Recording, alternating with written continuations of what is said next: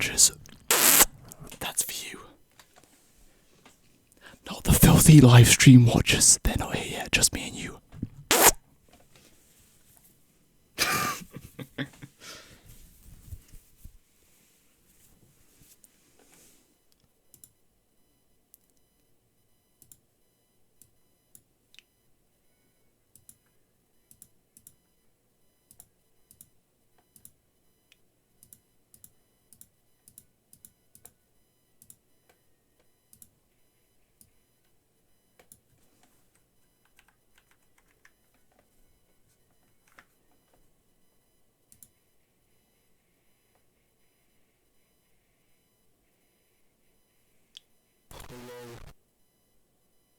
No, no, no Ramstein.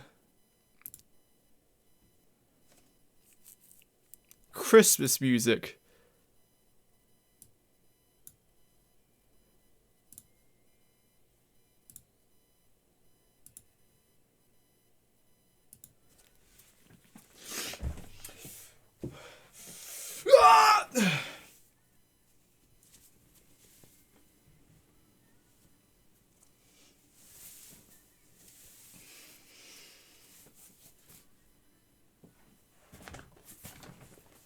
That's it, boys. The socks are coming off.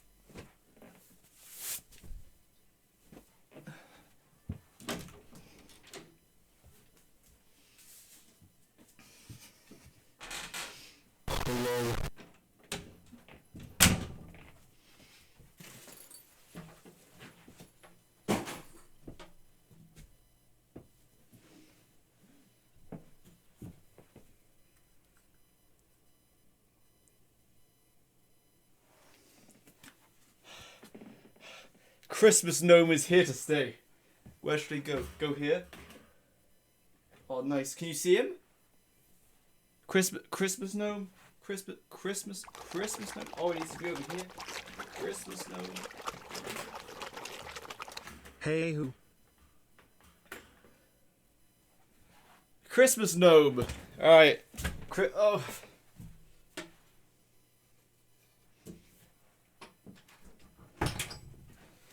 Boys, the Christmas gnome has been deployed. Hello, anime.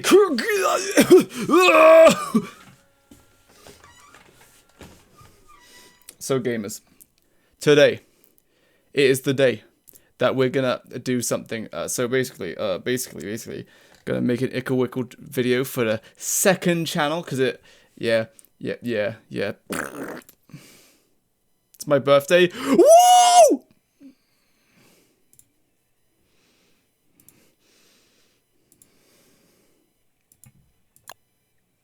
You can see the Christmas gnome back there. Look at that.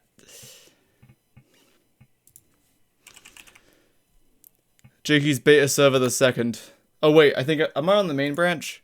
Oh, I'm on the main branch. 1 second. It's my birthday. Oh my goodness. Where's boss run? It's almost ready to go. I'm just waiting for something. It should be up this week, maybe, you will see. But in the meantime, I'm working on the Varg Farm video, and I've like... I think I overestimated how long it'll take. Because, I'm like written half the video already. Don't mind me, I'm just installing the beta, yes. Love you. Oh my goodness, no way. Alright, if the stream crashes, it's because I'm opening up the game. Tries masking. All I want for Christmas is you in some electro. Hey, listen here, buckaroo. Hello.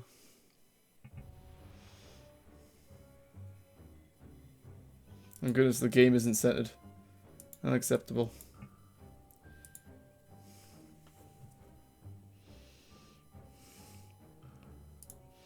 Why is my heater on? It's so warm! Why is my heater on? It's 23 degrees! Why is it still on?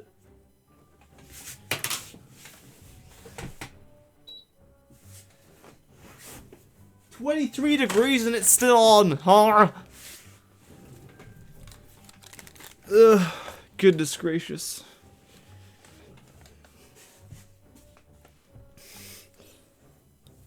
By the way, my hair, it's going crazy. It's growing real long. Goodness. Goodness gracious, look at this. Look at this emo fringe I got going. Holy! Whoo! Goodness gracious.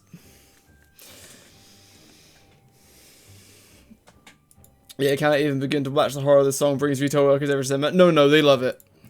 They love it. No. No vlog video. That is in production currently.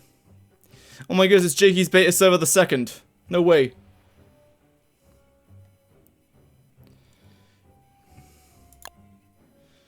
I forgot to up the player count.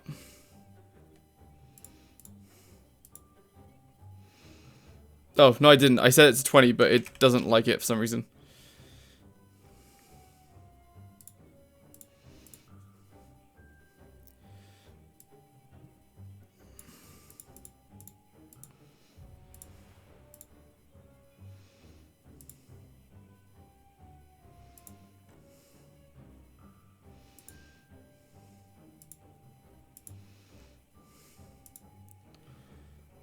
This is Jakey default, because right now in the queue is just metal music. I'm not a fan. No.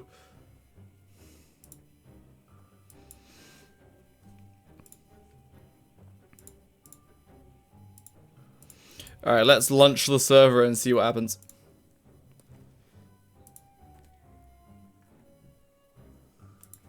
No. First one is for no cheats. Actual progress. Second is for me.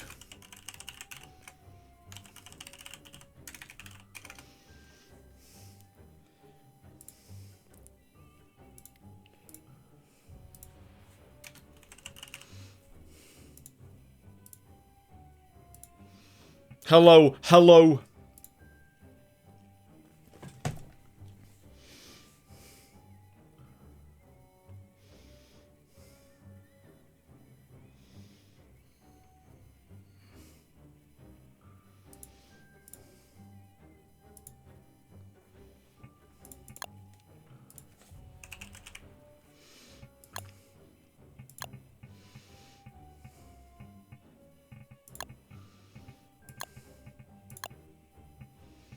Yeah, so this is an exact copy of this world.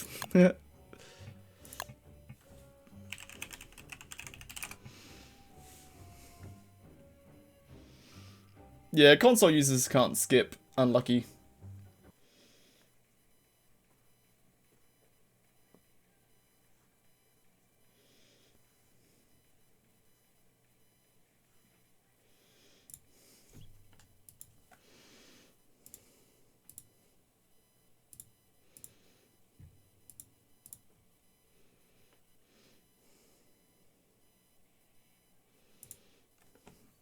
Hello, Mr. Tonhan, yes.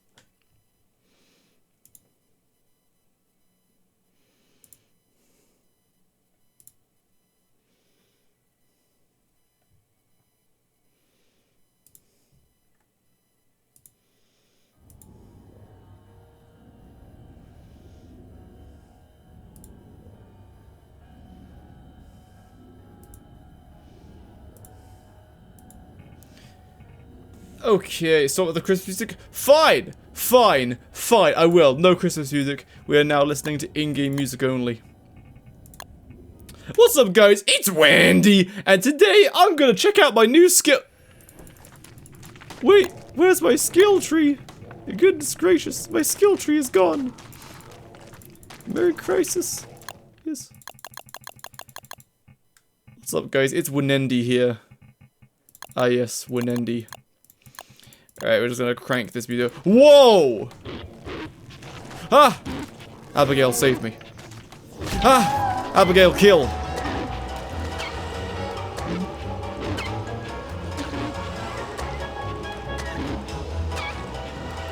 Nice! Good job, Abigail. Anyway, so I'm gonna nuke this road.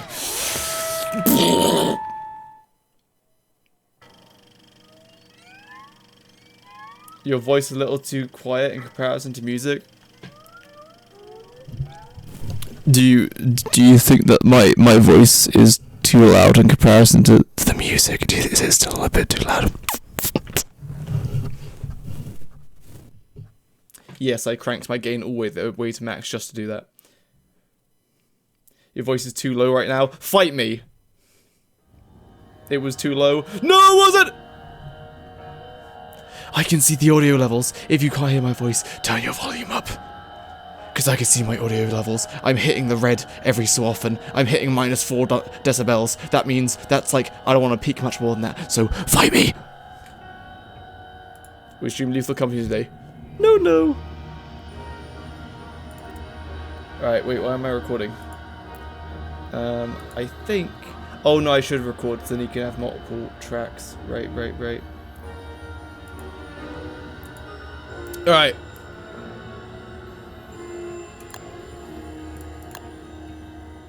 Hello, ladies and gentlemen. Goodness gracious.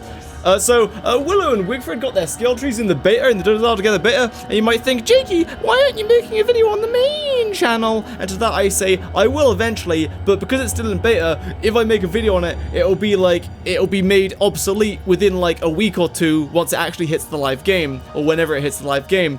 So this is a video on the second channel, and I'm going to go over the whole skill tree very briefly. I'm not going to go too in detail, because, like I said, if they change something, everything I'll say is just irrelevant. So we're gonna briefly go over everything. Yeah, and then expect a good, actual high-quality video on the main channel, like, a few weeks after it actually hits the live game. Alright, so let's start with Wigfrid, even though, in my opinion, Willow has the best skill tree in the game so far, but Wigfrid's more popular, so we'll start with Wigfrid.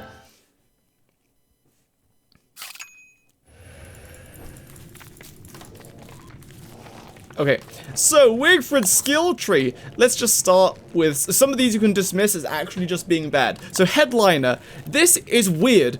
Battle Stingers will no longer consume inspiration and instead have a cooldown. What is a Battle Stinger? It's the songs that Wigfrid can use as a one-time use only. Let me just make an example of it. Make an example of you. No. Okay, so that is, I believe it's just, no, it's this one, this one, this one. It's just those, right? It's just those three. Those are the, is that Mr. Mither? Mr. Mither. It's just these three songs which are the stingers, right? Wait, where's Rude Interlude? Oh no, that's, oh yeah, there was only Startling Synchronically and Rude Interlude, but now there's Warriors Reprise, right? Okay. Willow, come over. Only 3 stingers, yeah, okay, cool. So, first of all, this Warriors Reprise one, this is a new one, but basically, we're gonna go over this first. So, this kind of ties in with this one, actually. Okay, whatever. So, what this does is, usually, you say, my inspiration meter is full, yeah? And then, oh goodness, hounds are about to attack. I heckin' love, oh my goodness, I typed it in wrong. See, spawn, oh my goodness, hound. 3 hounds. And then I go, startling, and then they start panicking. Okay, and see how it eats up a portion of my inspiration? Then I do it again, it eats a portion of my inspiration.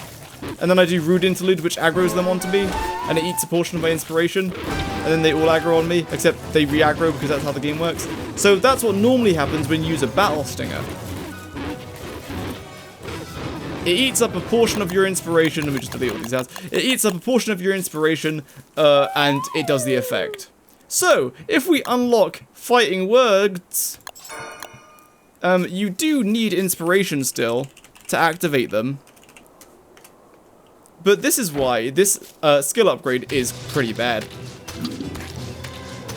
I'm just gonna. So now, if I do Startling Soliloquy, it doesn't consume inspiration, but it goes on a really long cooldown. Look at that. Look at that cooldown. So yeah, you can't just use it back to back anymore. It has a cooldown, which is terrible because it just limits you. You just can't use the song now. The only upside to this is if you had multiple of the same songs, because then if you had like say 3 Rude Interludes, so 2 extra, you could use all of them without costing inspiration, and they all go on their own separate cooldown. But so already that's a bad skill. But then you pair it with this new skill, which allows you to make a new song called Warriors Reprise, which basically it revives everyone around you. So if I just spawn a few Wilsons. Hello, Wilson. And then we just commit Shadow Meteor. Hiya! Goodbye, Wilson. Warriors Reprise. See, I actually need inspiration to actually use it. So we have some inspiration. We use it. Oh, I still can't use it because you need a certain amount of inspiration. Do you need the first notch of inspiration? Alright. Oh no, okay, so to activate the Stinger, you do actually need the requirement that you would need. To activate the Stinger, you do actually need the, like, inspiration that you would have needed anyway without this skill. It just doesn't consume it. So I still need 50 inspiration to use this, with this song, despite it not actually, costing me inspiration. So if I do this, it revives everybody! Now you can imagine how insane this song is if it didn't have a cooldown. And so that's why you don't unlock this, because this song, as long as you keep getting 50 inspiration, which if you're fighting a boss, you can do like every, what, 10, 20 seconds, you could just keep mass reviving your entire team. Really good, but made bad because of this, so don't unlock this. Anyway, so yeah, that was basically why this is bad. But now, Encore, like we just said, it can revive your entire team. Like it only costs 50 inspiration, which is something you get for free anyway, just to show you how fast you get inspiration. If your team is dying versus, like, I don't know, Dragonfly. Actually, what's a boss that's kind of easy? Yes, you. So if you're fighting him, oh goodness, the inspiration, boys, the inspiration. I'm getting so much inspiration per hit that, like, you get enough inspiration to revive your entire team after, like, a few seconds. So now I'm going to do this really epic thing where I'm going to despawn myself so that I can reset my skill tree. I'm just going to unlock Encore. Attack cancel faster inspiration. You need to land the attack though, because you gain inspiration based on the damage that you do, right? But yeah, you could animation cancel. Oh goodness, my Wilson army! Oh goodness, my Wilson army is falling! Willow, help!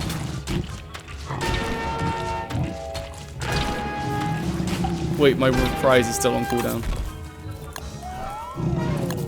Drop!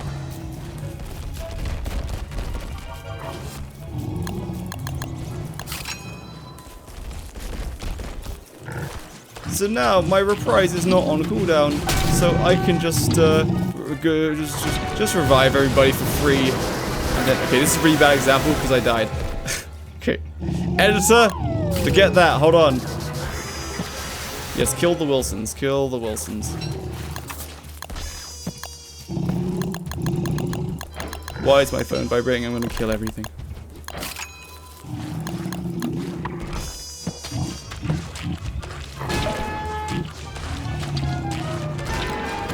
So anyway, my Wilson army is dying. This is devastating. I'm just going to revive them. Eats 50 inspiration, but then don't worry about it. I'm just going to gain the inspiration back really fast. Like really fast. And just like that. Oh no, another Wilson died. Don't worry about it. I can just revive them. You know what I mean? It's kind of really amazing. It's very powerful. Yeah. Definitely unlock this if you're in a team. If you're not in a team, then it's useless because you can't revive yourself with it. Oh goodness, a tentacle. It's killed my Wilsons again. And look how far that range is. It even revived that Wilson over there. Anyway. Oh goodness, another Wilson has perished. Oh goodness, my Wilsons, no!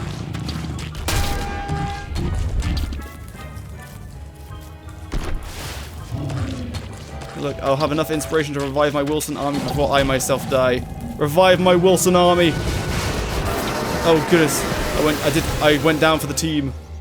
Yeah, anyway, so that book is really, really OP. Yeah, you can mass revive people like easily. Wow, epic. This is too many items plus this mod is. Alright, I'm just gonna delete all this mess. Oh goodness, now Willow has perished. Goodness gracious. Oh goodness, they all keep dying. Did they stop? Did they change combustion so that it doesn't blow the server up? Reviving is already easy. It would be a temporary revive with a cooldown. It should be a I like the idea of, like, it revives you, like, somewhat temporarily. Because I think I think if it changed it so that it like kills you again after a minute, I think that's kind of lame. Because it's like, just don't revive me then. You know what I mean? It's definitely one of, like, Wigfrid's songs were already like, yeah, that's pretty good. Like, health regen to your whole team, sanity regen to your entire team. Like, yeah, that's good. But when you're not in combat, it doesn't do anything. But this mass revive is really good. And it's without penalty. Ready, continuing with Wigfrid's skill tree. Let me just reset the insight. Clayton all goes into Abigail's. Yo! Alright, so next then, so this bad, this good. Next is the Battle Call Canister, which is kind of what it sounds like. Oh, and I forgot to say, the Warrior's Reprise, it does seem very good, but it does require 3 down feathers, which means you have to wait until spring and then kill a boss to actually be able to make it. Even if you kill Claws in winter, he can't drop enough goose feathers for you to make this, so you do actually have to survive for the majority of a year to be able to craft this song, so that is noteworthy. Anyway, the Battle Canister, it's very simple. Let me just craft one of each song. Except not one of each, because you can't have one of each, you can have only the Shadow or the Lunar one. So you open up the canister and it works similar to the Polar Bear Ribbon. You can just store your songs in there. You can store 8 songs. Where's that slurping sound effect? I thought that was from Willow. Now, unfortunately, wait, can you play the book straight from it?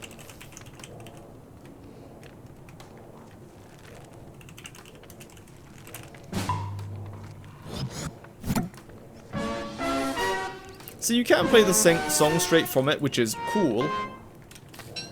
But it drops your canister on the floor, so you have to open it, play your song, and then pick up your canister, and then keep going. So it's not bad, pretty cool, very cool. Again, only if you're in a team, this is useful, because all it does is save you inventory space. Also, you can enable the skill, craft the battle canister, and then reset your skills. You don't need this active to be able to use it. It's just to craft it. So after you've crafted one, just unlearn the skill, and then go on with something else. Right, next is Mystic Resilience, which is you just get +5 planar defense. Now, Wigfrid already has 25% innate, like, damage reduction, and it's, like, true damage reduction. So, if Wigfrid gets hit by, like, 100 physical and 100 planar damage, that physical gets reduced to 75, and the planar also gets reduced to 75. So this makes it so the planar will get reduced by a further 5, so 70. But nothing in the game hits you for 100 planar damage, but it's a decent example. So this is just like, yeah, she becomes more tanky against planar enemies. Otherwise, if you're not fighting planar enemies, it doesn't do anything.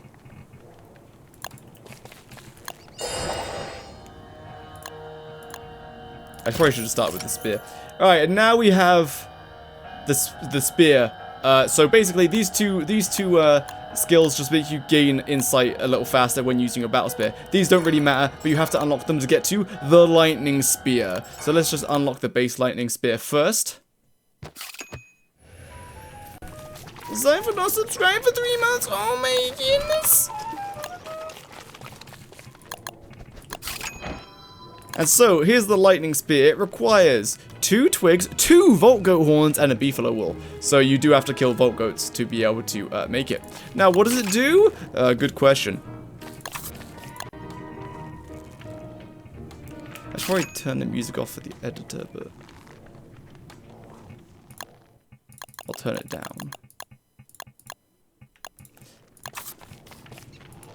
Expensive? It is quite expensive, but as you'll see, there's an upgrade that makes this a little more sustainable. But, so you might say, but Jakey, what does it do?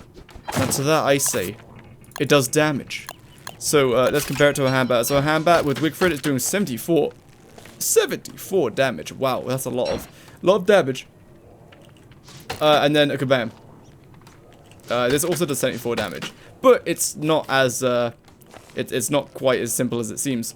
You got an editor, trialing an editor for the second channel, not an editor for the main channel.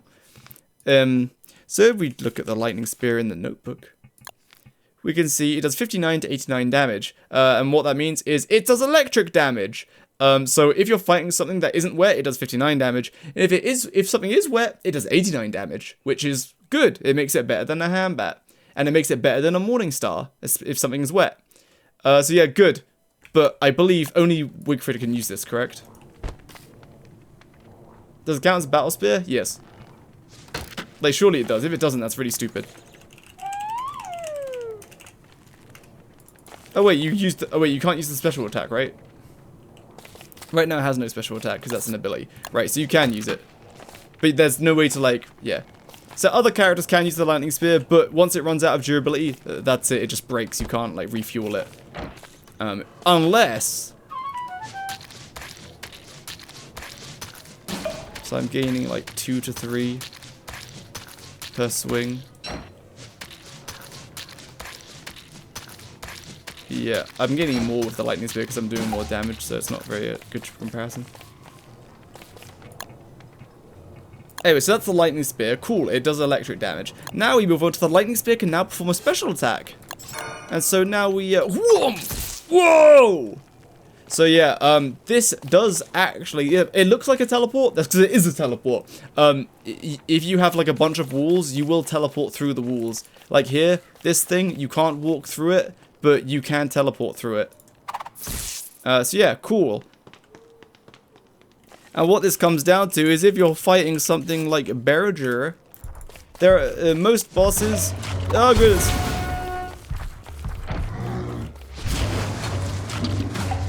So instead of kiting, you just dash through them with the teleport. Now most bosses attack too fast so that you can't use the dash to constantly dodge them. You have to like kite once, then use the dash. So that was the dash, and now, oh, it's attacking, and I got hit because my teleport wasn't off cooldown. And also, every time you equip or unequip the lightning spear, it goes on cooldown. So if you use 2 lightning spears, you technically can teleport a little faster, but it's kind of finicky to do. Let me see if I can do it. Oh, goodness, Willow. Oh, goodness. Alright. And then you instantly switch spears. Oh, you have to do it so fast. Hold on. You can do it with the shield. I don't know if you can do it with the spear.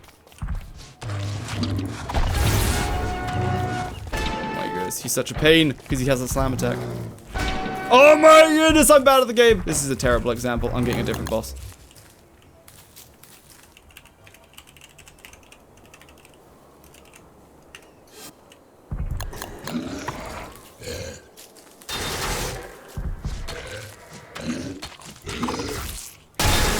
Huh?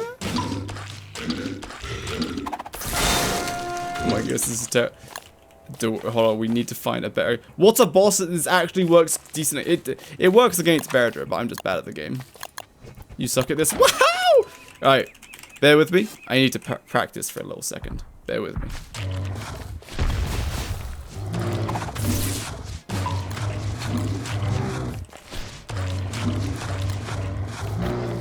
Be nice if the spears stayed where I put them.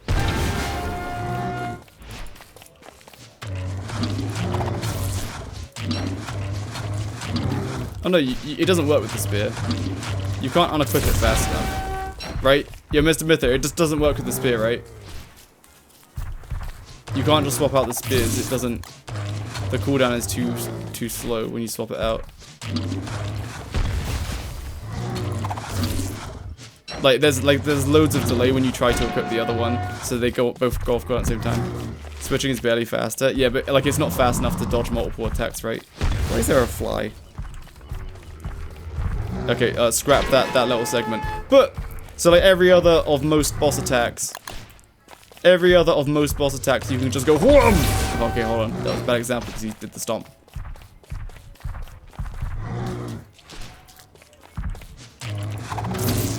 So like yeah, every other attack you can use the dash to dodge an attack. Cool. There'll be a similar mechanic later about this. My goodness, I'm terrible at kiting. And mine is not gonna work. Yeah, man. Don't. If you like think something works, but you like haven't actually. Oh goodness, we're dropping frames. Oh goodness, I'm lagging. Oh goodness. Yeah, if you're just kind of guessing if something works, then please test before you try to say that. Actually, this does work. You know what I'm saying? Hold on, why am I lagging so bad? Goodness gracious. I keep dropping all my frames, boys. I keep dropping. Where'd Bedra go? Oh, Willow set one on fire for like 10 years. Goodness gracious. Alright. Can use attack to get out of the bone cage if you're with it. I don't see why not. So, like, in that case. And also, it provides 20% speed bonus, doesn't it? Or did they remove that? Oh, it looks like they removed that.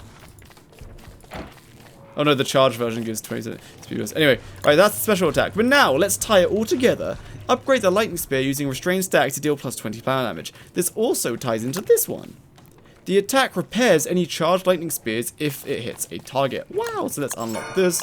The restrained stack is the thing you get from doing Wagstaff's scientific experiments. This is what it looks like.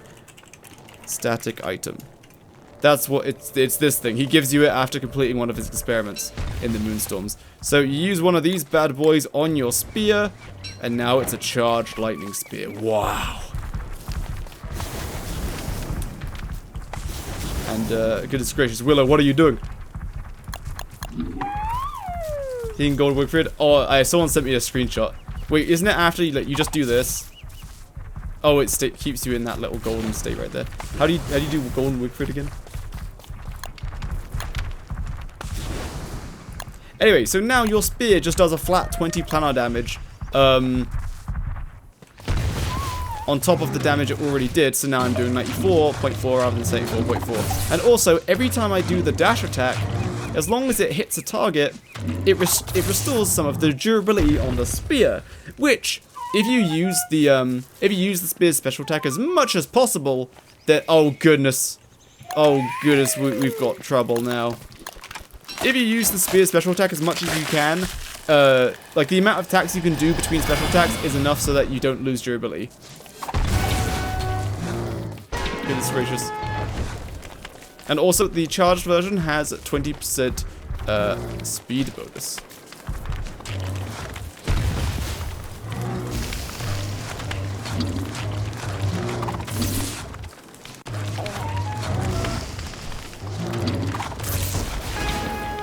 Oh, wouldn't that be good if I actually dodged it? Oh goodness!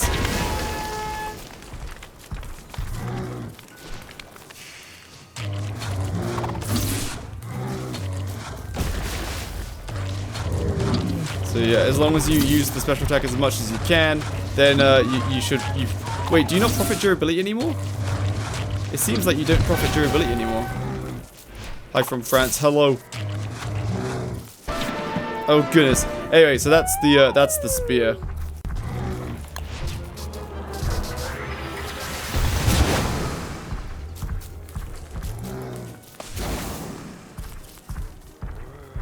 Where'd my spear go? Did it get destroyed? During the estimate, do you have iframes? No, you don't have any iframes.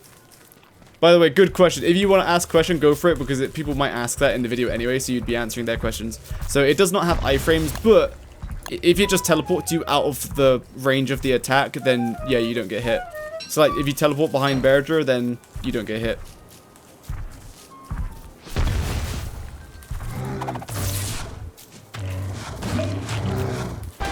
Huh?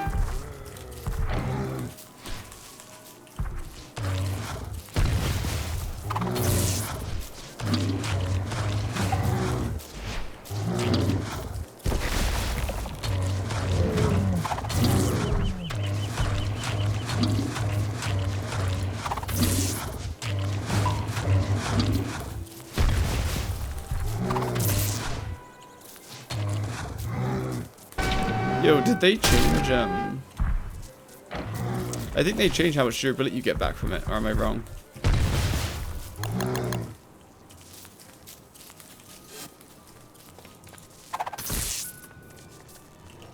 Currently pressing F, but nothing's happening.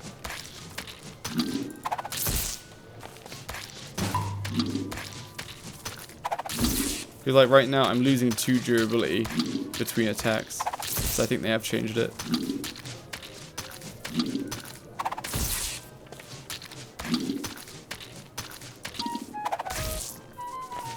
The more things you hit, the more charge you get back. I thought we tested that last time and just didn't, like, nothing happens.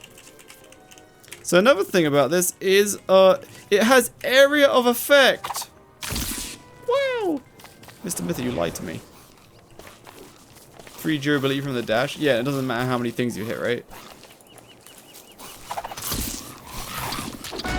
Well, that time I gained 2, maybe 2.5.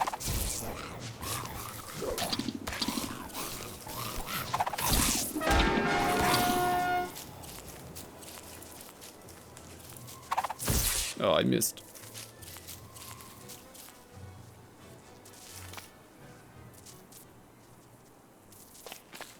Spear does have 150 durability. Oh, I thought you meant 3. Oh, sorry, I misread. I thought you meant like 3% durability, but you did straight up say like 3 durability, like 3 uses. I gotcha. So yeah, Mr. Myth are lying to me again. So every time it hits, you gain 3 hits back. I thought it was 2% for one hit and 4% for multi-targets. I mean, did you test that, or are you just like guessing? Because that was a multi-target. Like, I'm at 69%. Oh goodness, wait, I just gained 4% durability. So maybe you're right. Maybe it's like, wait, leg, hold on. Mr. Mither was correct. Never doubt Mr. Mither ever again. Leg, do you have testing with this? If you hit one target, it seems you get 3 durability, and multi-targets, maybe 5 or 6 durability. Oh, 3 land gaps, if they are small enough. Yes, I believe.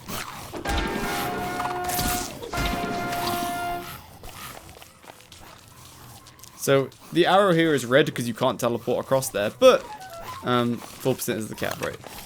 Limited to multiple targets, I see.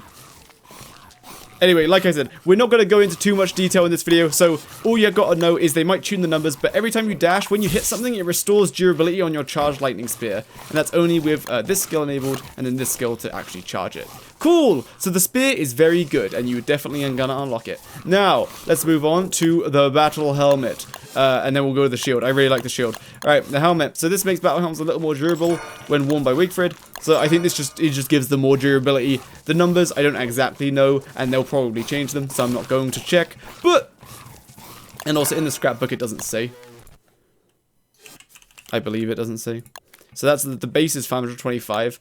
Oh, I guess we could check. I guess we can check. Willow, come here. Where's the gather button?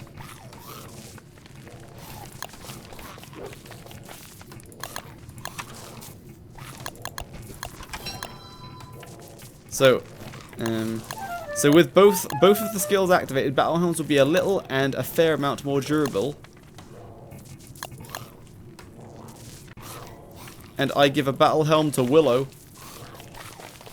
And then my goodness, this Krampus needs to shut up.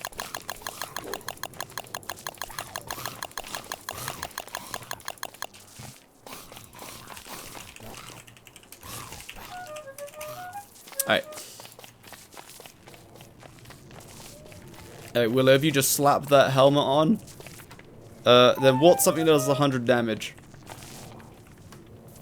I guess it doesn't really matter. 100 damage would be a nice number, though. What does 100 damage? Gunpowder? Oh, it does? Gunpowder does 100 damage? Yeah, that works. Wait, yeah, gunpowder affects everybody, right? Okay, this is fine. This is good experiment, good experiment. How much damage does gunpowder do? Isn't it like 400 or something? 200 damage. Okay, yeah, so like you shouldn't, this shouldn't kill you. So we're both good. Oh wait, we're both taking fire damage. Okay, so what happened there? What's your helm durability? Drop your helmet. Drop that helmet.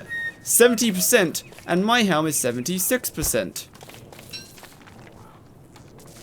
So wait, how much damage? So the amount of damage the helmet tanked there was the same for both characters. Let me just quickly math it out real quick. So the helmet's is 525, right?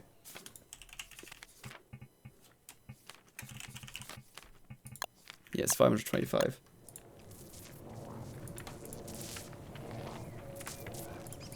So it ate through 157.5 roughly durability on Willow's.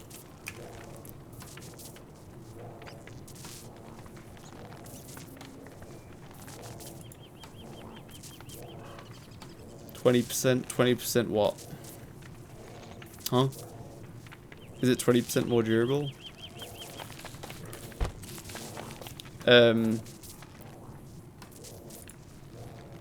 Okay, so yeah, Willow's helmet had 525 for durability. It lost 30%.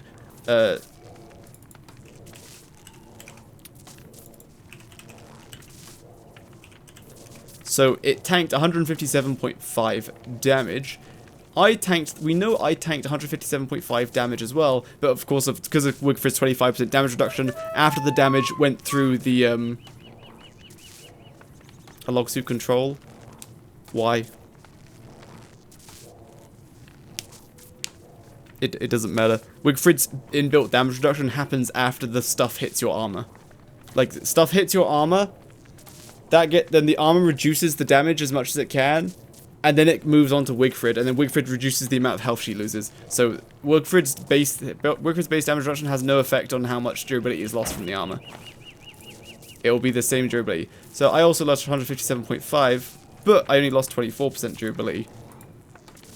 So 157.5. It's like...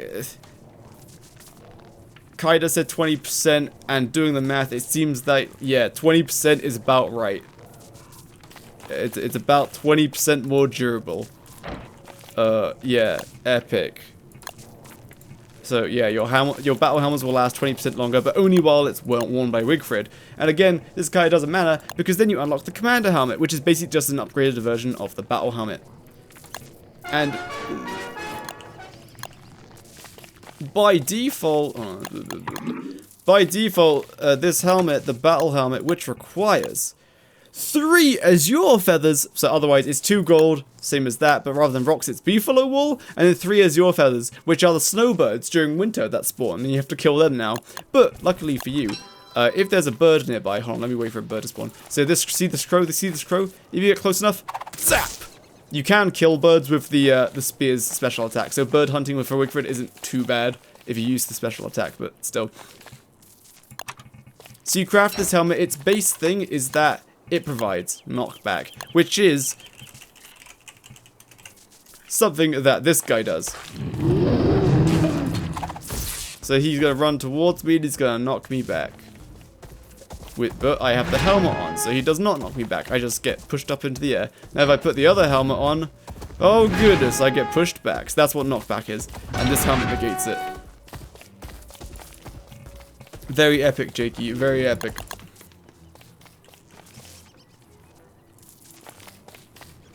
Yeah, Sharkboy also does knockback, and I'm going to spawn him. So also, there is a new boss encounter. You know what, Willow? Let's go do the boss encounter. Come with me. Come with me, Willow. It is time to open up commands.txt so we can reveal the map.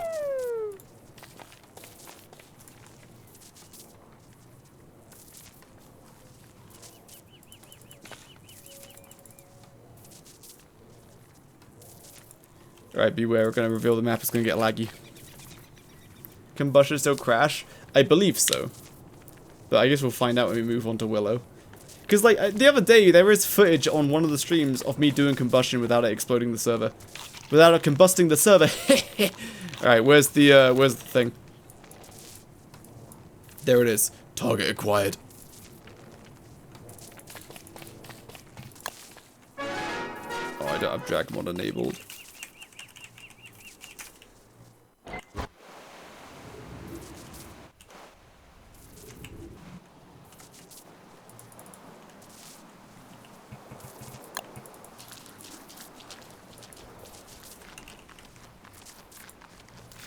Just teleport the whole... I don't know the prefab name. Does it even have a prefab name? Because it's just environment. I don't know what it is. Do you know what it is? Skill for the helmet, make it so wearing it increases the power of songs. Maybe. It's ice fishing hole. Thanks. Probably Shark Boy hole, my guy. So, oh yes, it's Shark Boy's hole. Mr. Myth are wrong again. Got 'em, boys. Ice fishing hole. Thanks. Oh. Well, I still am stuck, so I still have the same conundrum where I have to turn up my speed to escape the... to escape the prison.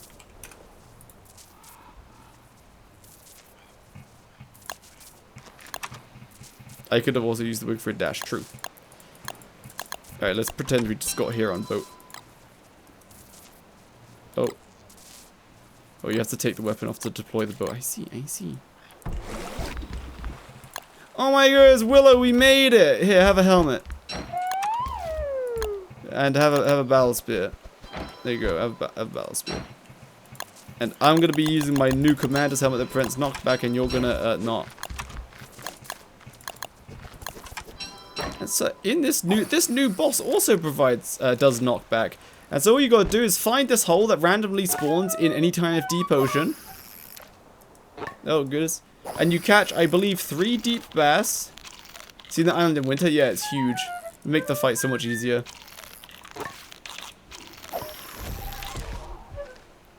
And then once you catch 3 fishies, oh goodness, I hear a real shark. Oh goodness, what is that, Gary? So this thing has different names, and he's always wet. So we're gonna be doing extra damage. Hiya!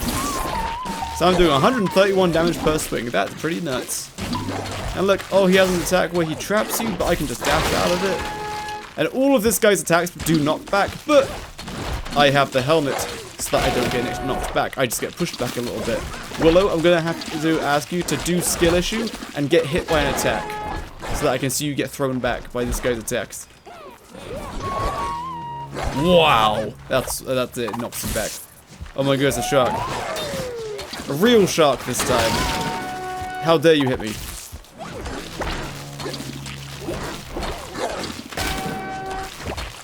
When this boss jumps into the ground like that, you just have to hit him to stun him so that he stops jumping. Otherwise, he keeps jumping. Anyway, we're not showcasing this boss too much. He's pretty neat, though. It's pretty neat. Okay, sure. I'll show this. Okay, quick, Willow. It's time to make a wormhole. So he drops these boots. You throw a boot. Willow, let's teleport to the lunar island. Toss that over there. Alright, nice, we made a whirlpool, epic. Let's go into the whirlpool, Willow. Surely nothing bad will happen. So, used up that boot, and you basically make a temporary wormhole that I believe lasts 20 seconds. And you can just keep teleporting through it back and forth until it expires.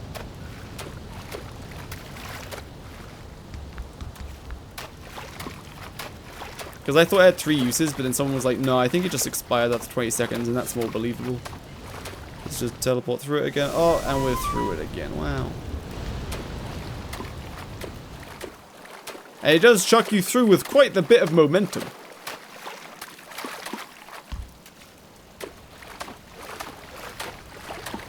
It applies frost. The whirlpool? That's weird. Oh, we teleported through it again. And it's still going. Did they change it to have a certain amount of uses? Alright, it despawned there. I still think it's 3 uses because it despawns every time I use it 3 times. Anyway, whatever, that's what the boot does. Back to the skill tree. So, the command helmet now has protection against planar damage. So what this is just +5 extra planar damage. I'm pretty sure. Wait, I calculated that yesterday, right? It was +5, wasn't it? I'm pretty sure it was. Doesn't say in here, I don't think, no. Oh, I'm gonna recalculate it, hold on.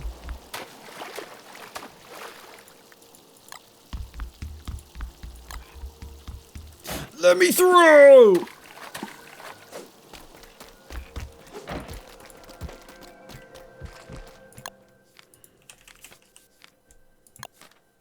So as you can see, a deadly bright shield deals 30 planar damage, okay?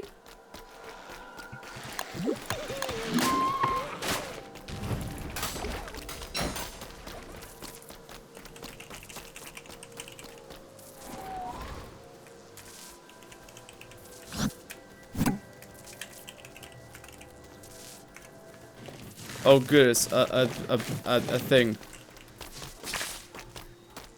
So 30 planar damage. With the normal helmet, I get dealt 37.5, presumably.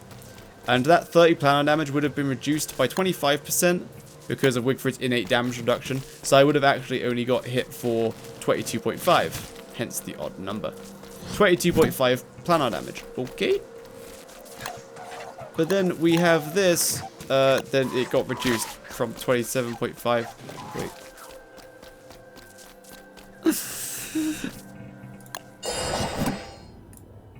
I'm confusing myself. What do you want?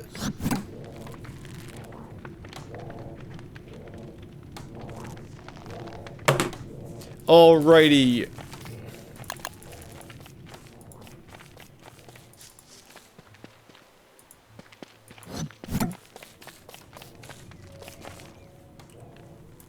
I'm cranking the music back up.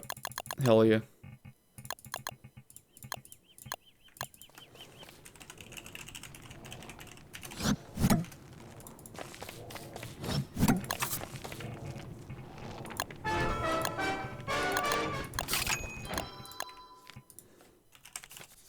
So the commander's helmet, by the way, also has, it just has a little bit more durability.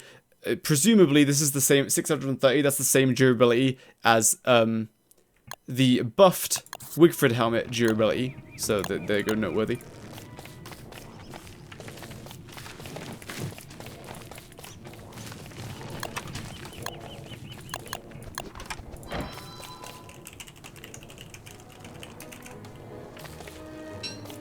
Upgrade my spear with the skills that I don't have.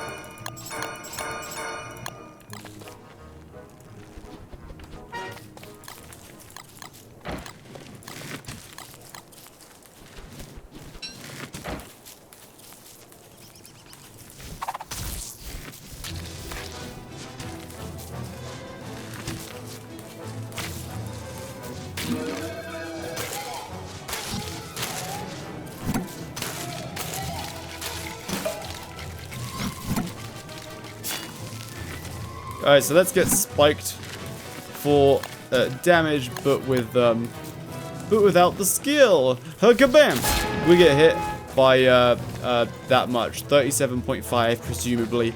37.5 total damage. But if we upgrade this to give it a helm that protects against knockbacks, and then the commander helm now has protection against planar damage. So 37.5, I'll restore the health, and now we go to a little bit less. Epic. So we went down to like 30 damage, 31 damage or something. Yeah, it provides +5 planar defense, like, right?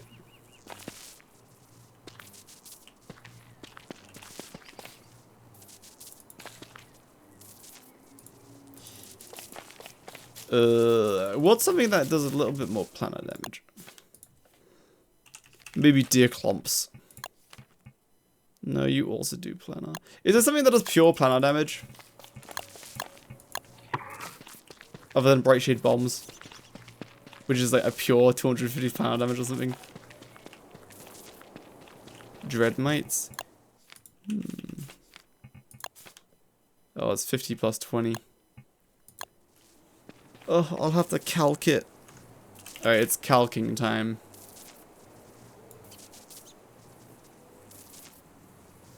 My goodness, fine.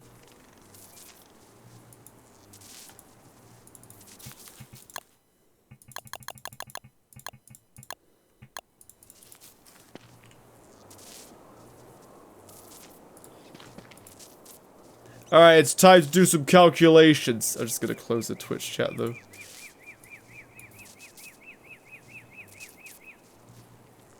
Time for calculations. Yeah, so beforehand I was getting hit by 37.5 damage. So, we get hit by 100 physical, which gets reduced by 80%, so it goes to 20. Then Wigfrid reduces that again by 25%. So 15 of that damage was physical damage, 15 out of 37.5. Okay.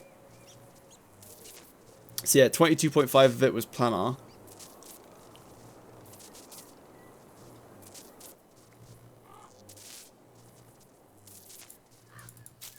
And then with the helmet, I take 31 damage.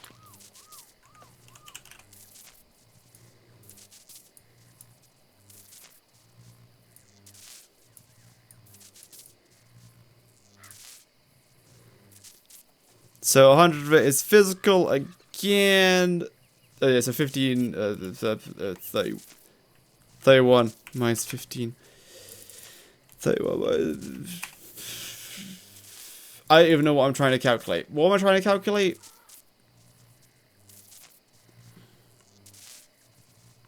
I took like 6 less damage.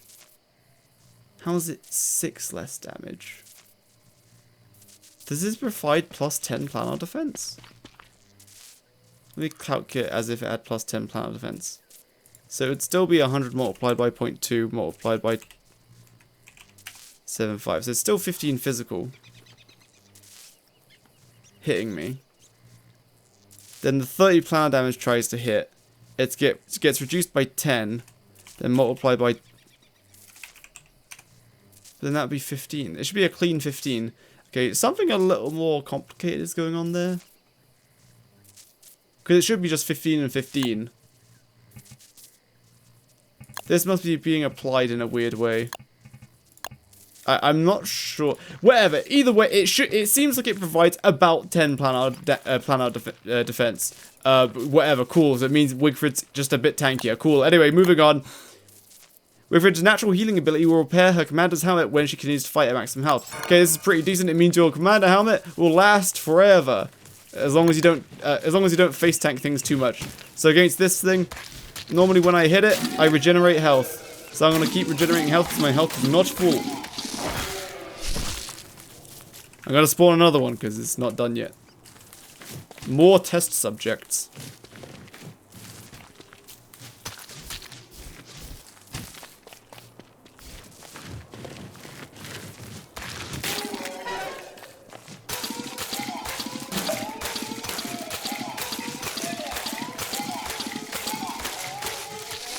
Goodness, I'm gonna need another one. Alright, now I have full health. So if we watch my helmet's durability, it's a nice 66% at the moment. And because I'm not restoring health anymore, that restoration gets funneled instead into your helmet's durability. And it seems to transfer at an extremely decent rate. Like, I'm restoring the durability on the helmet really fast. So yeah, if you don't tank too much and you don't let your helmet break, it will last a bit longer now. Yeah, cool. I'm not gonna work out the exact rate at which, like, the health goes to the helmet. It might be like if you gained 2 health, you just gain 2 durability to the helmet. I'm not sure. I'm not going to calculate it because they might change it. Moving on. The shield. Professional game advice, repair both items with bees. With bees? Oh wait, we didn't show the AoE of the spear. So hypothetically, your name's Barry Benson. And you're really angry at Wigfrid. Goodness gracious, you and your whole family are angry at Wigfrid now. And then Wigfrid goes, oh yeah! And murders your entire family. Yeah, tragic. Yes. Her attack basically hits everything in a line. See that arrow? It hits everything on the way to your destination. Is what the special attack will hit, yes? Very epic. So yeah, AoE damage rare, very cool. We're gonna have to put that in the spear section before I start talking about the helmets. Goodness gracious, zap! Yeah, cool.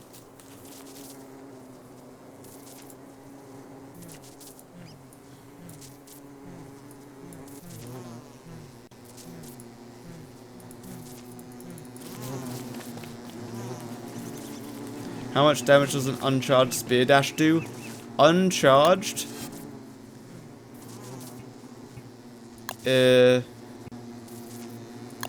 Oh, Gabriel says exactly 100.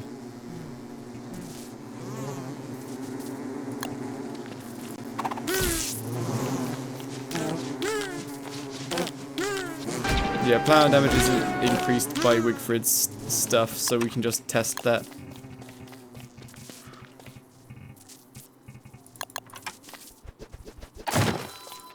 So, I do 105 damage. But then that's with this upgrade that does planar damage. So, remove 20 and I do 85. So, it does 85 damage per zoom. And of course, that would be more if the target was wet. I wasn't replied to special. Okay. Alrighty, moving on.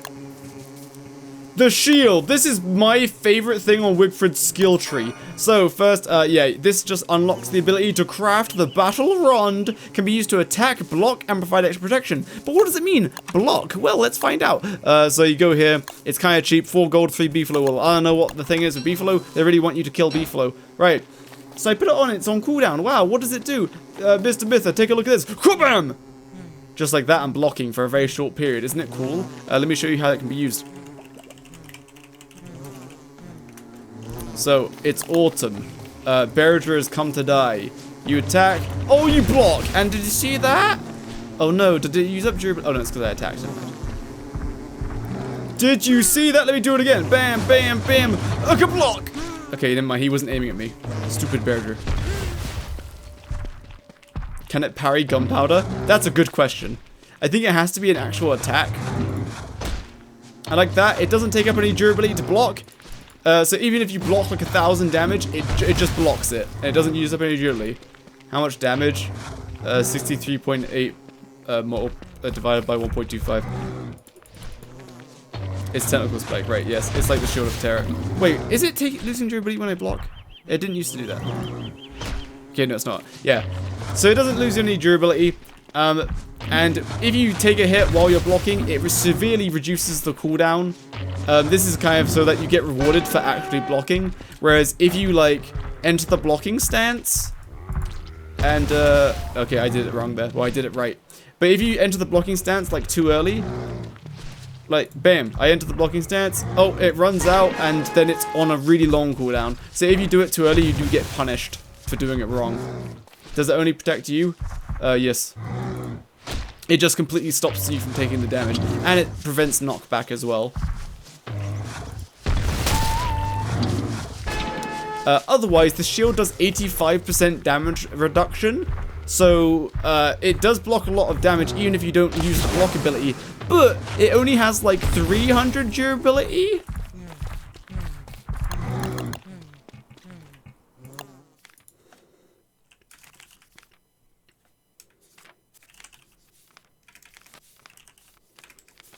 Oh my gosh, what's it called?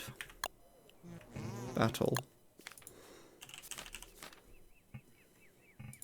It only has 420 durability, 51 damage by default. So, and it tanks 85% damage, so it does break really fast if you actually use it to, like, actually just, like, take the hit without blocking. It does break very fast, so you probably don't want to do it, you don't want to use it for that.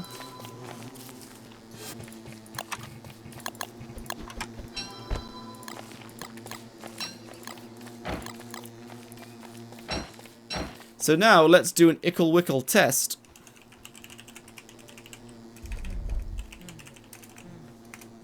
So what's up, guys? What's up, guys? It's your boy, Borgare. Back at it again. So you can block, then immediately switch. Oh, no, okay, you can't. Never mind. Doesn't work with Bearager. It works with Dragonfly, though.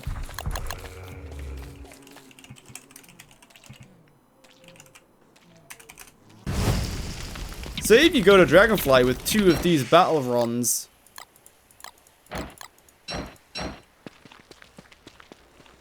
you can, in fact, just infinitely block. It is kind of got some tight timing, but as soon as you block, you have to switch out the shield, and then you have to block, and then switch out the shield. I did it a little bit late there, so I might not get the block.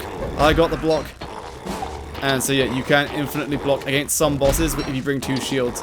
Normally, the cooldown is too long to use 1 shield, so you have to switch between 2, which is very cool. So you can truly do, like, 0 damage bosses now. Yeah. And also, it feels really nice to block. Like, it feels really nice because you just have to right-click preemptively to, like, unlock the action. So you can right-click and have the action ready. Then as soon as you see the animation, kabam, you just do it. And it's, yeah, it feels very rewarding to just be like, whoa! You see that? I blocked, like, like, a couple of frames before Dragonfly was going to hit me. And it still blocked it. So we can do that again. Oh, I did it too early there. Whoa! See that? So, like, yeah, it feels really nice and reactive to use. Because you can block, like, the frame or maybe not the frame, but, like, the frame before it was going to hit you. Very cool. Yes, very epic. Wow, I love the shield. Speaking of the shield, I'm gonna nuke the world. He's ashamed of us. Oh! I was meant to hide. I had the stopwatch showing, but the stopwatch wasn't open.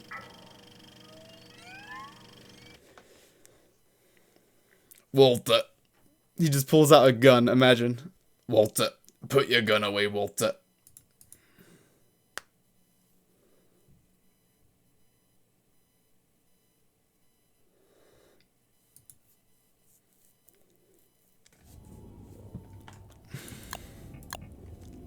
Alright, so that's what the shield does, but we're not done with the shield. So there's a skill that adds onto the shield here called the duration of the battle ron's ability to block all attacks will be increased. So you stay in the defensive stance for longer, and it doesn't affect the cooldown of the shield at all.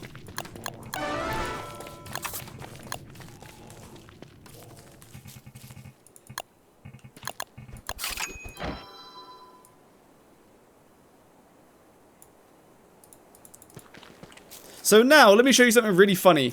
If you're fighting Celestial Champion Phase 2, you know it's really devastating, long, Mermblender 3000 attack? Well, watch this. Oh no, it's gonna spin at me. I just blocked the entire attack. Oh, let me just block the entire attack. It's so stupid. So yeah, the duration is really long now so that you can block basically everything as long as you time it roughly right. So it's gonna spin at me again. Oh, I blocked the entire attack. What a shame. You know what I mean? So the shield is very fun. I really do like it. Reha raided with 16 million people. Thanks for the raid. And so it's very cool because if you don't think you're gonna kite something, you just go, ah! And you just go, oh, goose! And it doesn't eat any durability. The only bad thing about the shield is, of course, whenever you re-equip it, it has like a short cooldown so that you can't instantly block with it. This is to stop you from like swapping out to like a better damage weapon and then swapping back to the shield like half a second before you need it. And you can't switch between a walking cane to like dodge. Because if you like have a walking cane, clearly it gets put back on cooldown. So if you're using like the battle rod and a walking cane, oh goodness, he's gonna do an attack. I'm using my walking cane to move fast, and then I just gotta run away. Oh wait, I want to block the attack. You switch into your shield and it's on cooldown, which isn't too much of an awful thing because usually you want speed bonus or like speed bonus is a way to dodge the damage, but the shield itself is a way to dodge the damage as long as you do it correctly.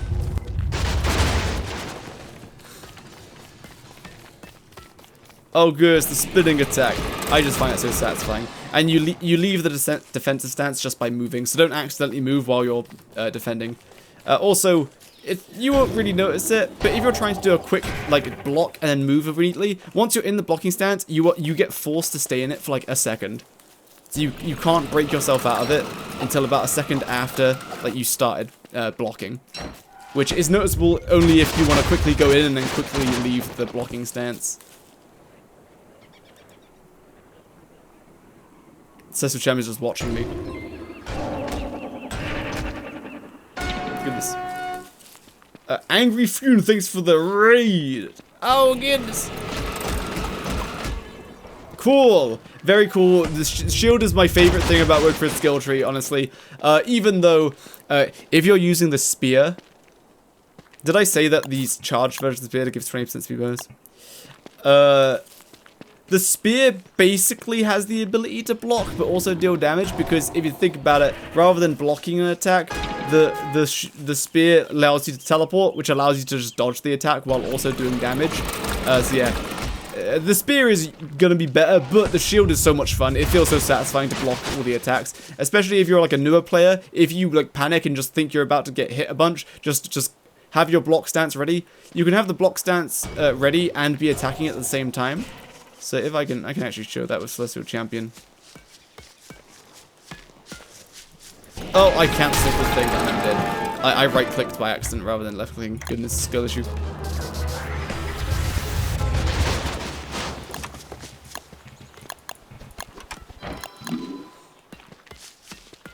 You know, the shield's so good. I mean, it's good at blocking. It doesn't like do extra damage or anything. And like I said, as long as you get hit while you're blocking, then the cooldown gets reduced by a one-time amount. So I'm attacking and I have the shield like ready to cast like immediately. You know, so just like that. I had the shield ready to cast while I was attacking. The attack animation looks funny, like the Shield of Terror, but it doesn't actually attack any faster than any other weapon. Oh goodness, my shield broken, I'm gonna die. Goodness gracious. Yeah, so I really like the shield. Cool. But we are not done. There is one more shield. Perk. So this one, unfortunately, is not a very good skill in the skill tree. I really hope they replace it with something like a perfect parry. Does this weapon song work on the shield? I don't see why it wouldn't. It has durability like any other weapon, so I don't see why it wouldn't. I don't think it would treat it any differently. So this is the Battle Rond enhancement. So it says after blocking an attack with the Battle Rond, your next attack within 5 seconds will deal plus 10 damage. Let's think about that for a second. So if you block with the Battle Rond, the next one attack that you do, as long as you do it in the next 5 seconds after finishing blocking, you deal plus 10 damage. Now, you can only block once every, like, what, 4 seconds? Which means you're getting 10 extra damage every 4 seconds if you're blocking ASAP, right? Which is 2.5 DPS. So, you know, it's not very good. Oh, so that's not for being hit. Oh, right, yeah, sorry, that's what I meant when I said I don't see why it wouldn't work. Only for attacks. If you get hit, it just eats off the raw durability.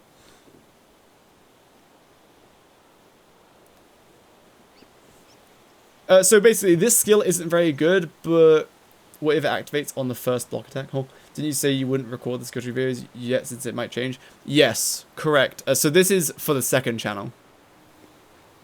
For my primary channel, I wouldn't do a live commentary thing like this where it's completely unscripted, because it would be very not concise. Yeah. This is gonna be on Jakeyosaurus' tail. This will be on Jakeyosaurus' tail. How to unlock the first ability in Headliner? You have to use a Battle Stinger 10 times. But it's not very good. Don't unlock this one. It's really bad. Anyway, so this basically gives you 2.5 DPS, like roughly. I'm not sure. What's the exact cooldown of the shield? I think it's 4 seconds. Like, assuming you get hit.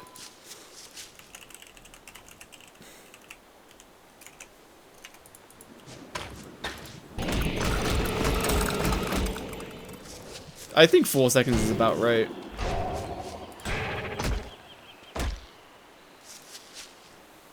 It might even be a little more than that. Anyway, it's like definitely 3, 4, or 5 seconds, something like that. Oh my goodness, another Wigfrid. Hello, Wigfrid. Oh goodness, be careful, Wigfrid. Oh, I didn't get hit. That's a shame. But yeah, if you don't get hit, then it has a much longer cooldown. But yeah, if you don't get hit while blocking, then that's a skill issue, and I'm not going to judge the shield based on if you use the shield incorrectly. Your blocking system champion rams you into a wall near water. Nothing. I'll show you. I'll wait for Session Champion to do the attack. Like you just continue blocking like that. Oh, whoa! Did you? Oh, that's an easy way to bug Celestial Champion onto the ocean. She rode all over on top of me, and then went onto the ocean. That's amazing. Well, goodbye, Celestial Champion. You fool. You trapped yourself. Haha. Yeah. So basically, this shield skill, boo, not very good. But I get what they were trying to do. What they were trying to do there is, if you parry successfully, you get rewarded by doing extra damage, which is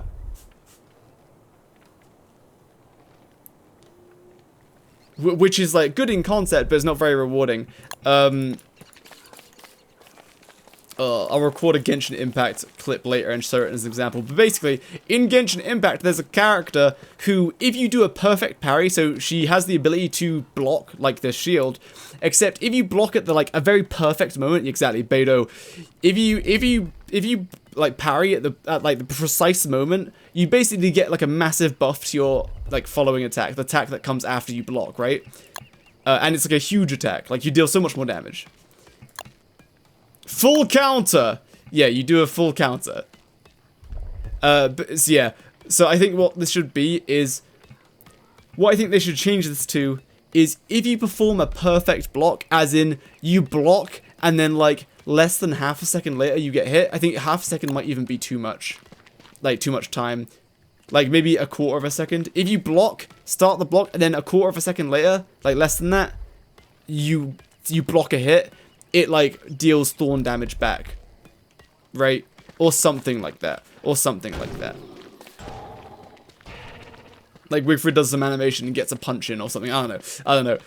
But like it's basically this skill. I like the shield, but this just is not rewarding enough. And I believe that this skill currently just doesn't work. Like if you enable this, it just doesn't do anything. But even if it did work, it's not very good. Wait, let me check. Does it work?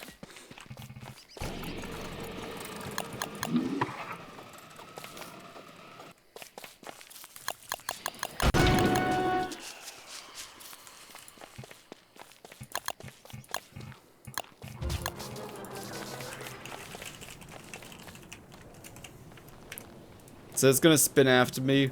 I block. I attack. I did 63 damage. So my damage did not get buffed. Wait, I blocked and it knocked me out of it. What the? Right. Yeah, anyway. So, cool, but I really hope they fix this. Like, please, give us a perfect parry mechanic where if you parry, or even another one which doesn't involve damage is, if you perfect parry, your shield just instantly comes off cooldown. That would be amazing. Because that way, if you block and get hit, cool, you block the hit. But if you block at the perfect time, then you get rewarded by being able to block immediately again. That would be cool as well. Because that's something that could quite easily be done. The damage one, not so much. So that would be cool. Anyway, I really like the shield. Super fun. Cool. Alright, now we're moving on to the next section.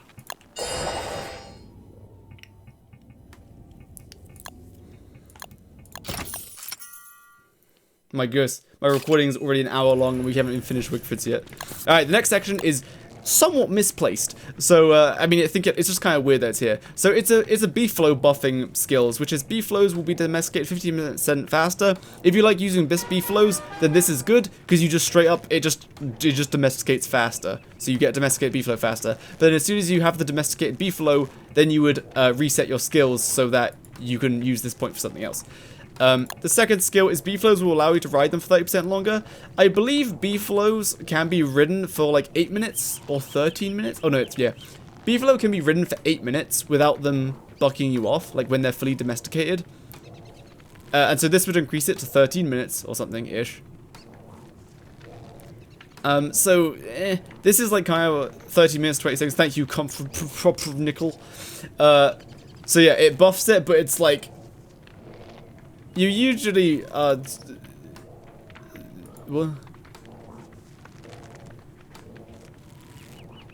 Oh, the music is being weird. We'll listen to Crab King OST. Anxiety time. Hell yeah. Alright. So yeah, Beeflo allowed to ride them longer. Oh, without the perk. Without the perk, it's 30 minutes, 20 seconds. With the perk, it's 30% longer. So, yeah, there is an argument, which I think is decent, which is, if you can ride them for longer, you might be able to domesticate them faster, because if you, in case you don't know how domesticating Beefalo work, every time the Beefalo domestication tick happens, so every so often a domestication tick happens, and checks, is your Beefalo's hunger above 0? If yes, then it gives you the domestication point, and then if it's below 0, or if it's at 0, then it checks if you're riding it. If you're riding it, then you get the domestication point. Now, if the domestication tick happens, but you happen to get kicked off by your Beefalo, then you don't get the domestication point. So being able to ride the Beefalo for longer while you're domesticating the Beefalo means you probably miss less of those ticks, so you'll domesticate it faster. So this one is good, this one is decent, but then we move on to the ones which are kind of questionable. Attacking using a Beefalo will deal plus 10 planar damage. This is kind of weird because you already have a spear that gives you plus 20 damage, and you're going to do more DPS just by being Wigfrid anyway. So, a Beefalo giving plus 10 planar damage is cool, but like, if you want damage, you would be using your spear, not the Beefalo. And this is a skill, meaning you can't give this planar damage to someone else's Beefalo. It only happens to your Beefalo. And then lastly, we have learn to craft a new Beefalo saddle that protects your Beefalo. And what this saddle does is it gives your Beefalo 40% damage reduction, but it also gives them 0 speed bonus. So even in the normal saddle, so if I type in saddle, this saddle, I believe, gives 40% speed bonus. Let me check though. Oh, it doesn't say. I'm pretty sure it gives speed bonus. Then this one gives like 55% or something. Basically, this one gives speed bonus. This one gives even more speed bonus, but the battle saddle gives 50% damage, 40% damage reduction. This one gives 40% damage reduction and 0 speed bonus. So you'll be moving even slower than with this saddle. And I think the Beefalo speed is what makes them good. So yeah, effectively all this saddle does is it makes them have 40% more max health. That's kind of it. Can you get on Beefalo that are aggroed on something now? Heard someone talk about this, but I don't know if that's an actual change. A Beefalo that is aggroed on something. Let's find out.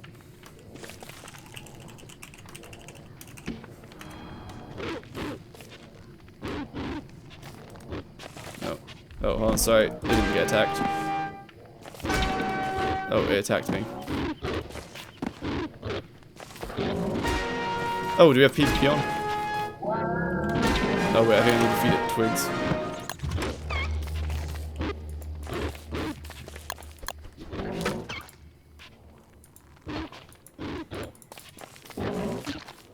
I agree that Wigfrid's saddle should probably be the same as the one, but with the damage reduction. That's why I think it's kind of weak.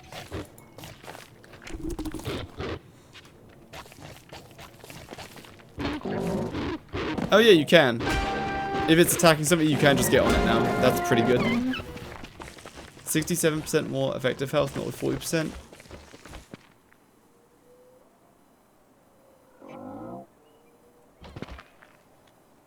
Oh yeah.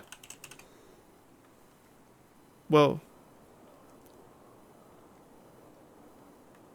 Yeah, sorry, you're right. Yeah, I worded it badly. My mistake. It depends. My mistake. I did word it wrong. So yeah, the saddle. Sorry, doesn't. So yeah, the saddle provides 40% damage reduction, which effectively just gives your Beefalo more health, so it survives longer. That's kind of it. So yes, you are right. It means rather than tanking 1,000 damage, it can tank 1,600 and or 1,720. No, 1,680. 1,672 is it? Oh my god, 1,660.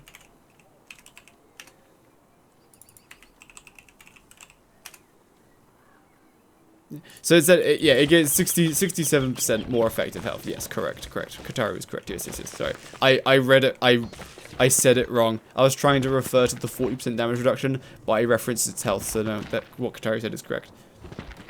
So yeah, you effectively have 67% more health. Yeah, 1667 exactly.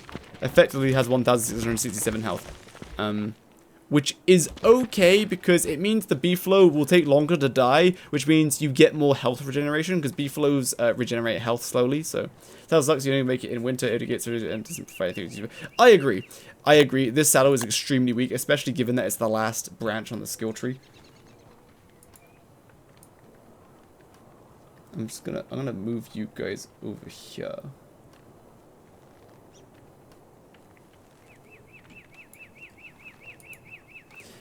Yeah, so I think this is just, you wouldn't really use this. Yeah. Yeah, that's kind of it. You wouldn't really use this unless you really like Beefalo, in which case go for it. And now, the last section for Wigfrid is the Shadow Chanteuse, I don't know how to say that, or the Lunar Melodist. And so what this does is it gives you a song which you can make either the Lunar or the Shadow song, and it makes your allies take less damage from whatever enemy that you're fighting. So like the Shadow one gets you damage reduction for Shadow enemies and deals bonus damage to a Lunar Line enemies. This damage bonus and damage reduction is 10%. It doesn't say it here, but Wigfrid also gains 10% damage reduction and 10% damage buff in the same aspect as the song, but without the song. So by default, when you choose an affinity, you gain 10% damage and 10% reduction. 10% damage versus the opposing affinity, and 10% reduction with the affinity that you're with. So yeah, that's still the same here, except you get the song. So let's unlock the Shadow one. The Shadow one Wait, would you unlock the Shadow or the Lunar one? Yeah, you would. Yeah, because usually you use songs during boss encounters, so you'd want damage against Lunar bosses. Like, you wouldn't be using the song. You wouldn't activate the song, like, against Shadow creatures, because you wouldn't get enough inspiration. So, you're going to be using the song against bosses.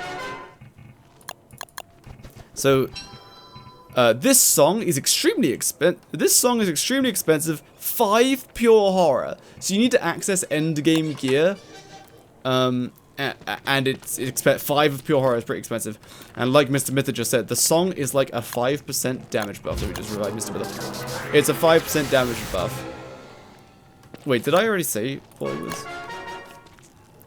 Yeah, and again, these values might be tuned, but right now it's like 5% damage. But yeah, it's not a lot. It's not a lot. It's not very powerful. But it's fine though. You'll probably unlock the Shadow one.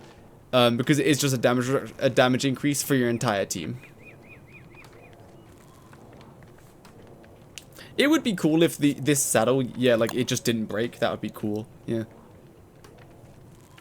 Yeah, Dark Piggy gives pure horror, but not a lot of it.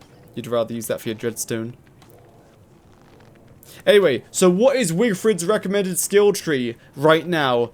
Kabam, you're looking at it. That's the recommended skill tree. Yeah, you might want the battle canister, which is fine. Just unlock the battle canister, then craft it, then reset your skills so that you can get this skill tree. Yeah, this skill tree is very easy to recommend because everything else is just kind of meh or not very good. Like, this is not very good, these are not very good because, like, if you're not using Beefalo, even then they're kind of whatever. So, you would just unlock all this. And if you don't like the shield, you don't have to unlock the shield, but I really like the shield. Anyway, that's Wigfrid. My favorite thing is the shield. The charged lightning spear will be what everyone will be using though, but only Wigfrid can use the dash attack and such. Alright, let's move on. Alright, Mr. Mytha, time to switch to Willow and crash the server. Willow. Now, Willow, I think, has the best skill tree as of yet. That recommends skill tree for solo. Yeah, just everything's the same except don't use Encore because it doesn't save you from anything. It doesn't really change a lot. And I guess you don't. You still get the. You still choose your affinity because you yourself gain default damage bonus versus shadow creatures and stuff or lunar aligned enemies. All right, so there's a lot to unpack here. Let's go through all of the abilities and what they do.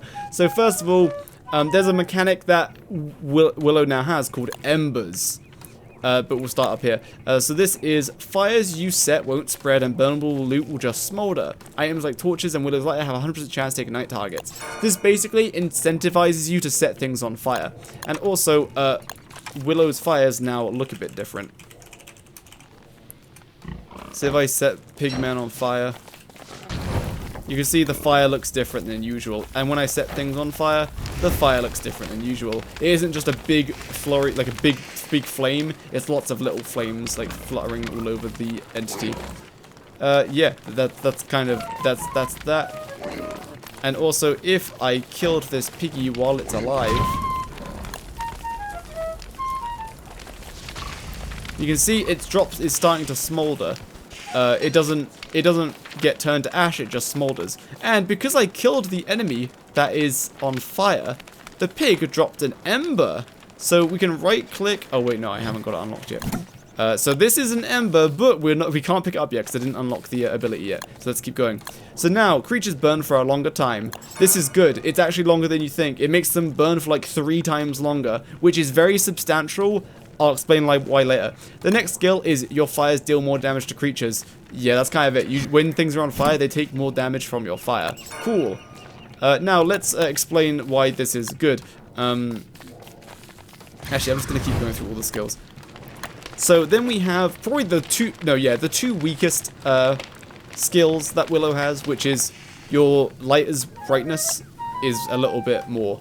And so with both skills unlocked, it becomes almost as bright as a lantern. So this is a lantern. It is now dark. This is a lantern. That's the lighter. You can see it's like, It's like, I think it's like as bright, but the lantern like pierces the perimeter with a little bit more light. So yeah, it's almost as good as a lantern. But this is good because this can kind of... Try cutting the tree you've put on fire after the fire is gone. Oh.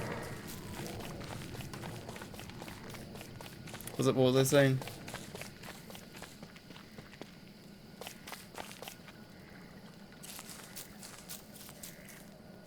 Yeah, I think you only break a saddle if you're just actively not using the beefler very often. The other Willow had the ability.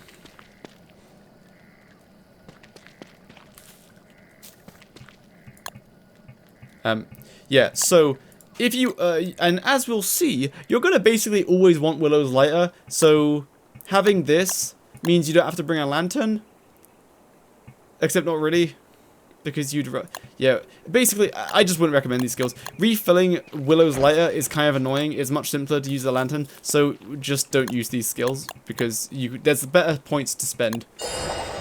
There's better skills to spend the points on. So let's keep going. How'd you get in the beta? Steam, right click, don't starve together.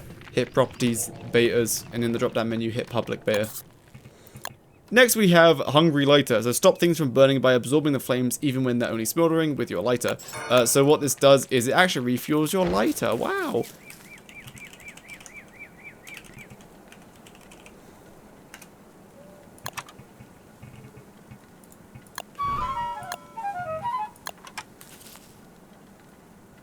Doesn't my fire not spread now? Yeah. So, yo, can you be a different character?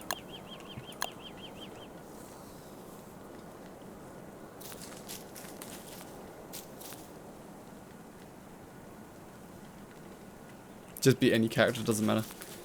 Ah, yes, of course, Wanda. So you might think, so I can refuel my thing by doing that and then absorbing the fire. Well, Willow's fires don't spread anymore, so if you try to light a stack of things on fire, it only lights one of them on fire. But if you get someone else to do it for you, and you wait a second, and they're all on fire now, and then I absorb all the fire, and it didn't do anything. Isn't that meant to restore my durability? Wait, I'm confused. Wait, what's the point of that? You refill the lighter with embers now? Oh! Okay. Alright, so that, you know, that's a good reason why I don't make these videos on the main channel, at least. Because, yeah, that was a substantial change. Before, you would absorb actual fires in the world and that would restore your lighter. But now you have to feed it embers. Anyway, speaking of embers, collect and use embers to perform pyrokinetic effects. You can collect embers from burned creatures with your lighter. Use embers to refuel the lighter. Alright.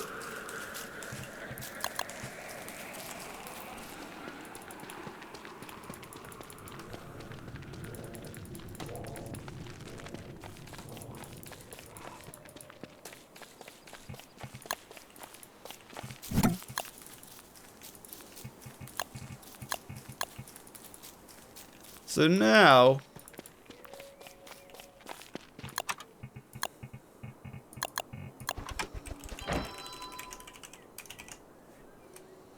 there's a pig man. You attack the pig man.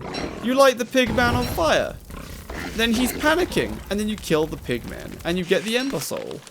Then you right-click your lighter, and you absorb the ember soul. Now you have the ember soul in your inventory.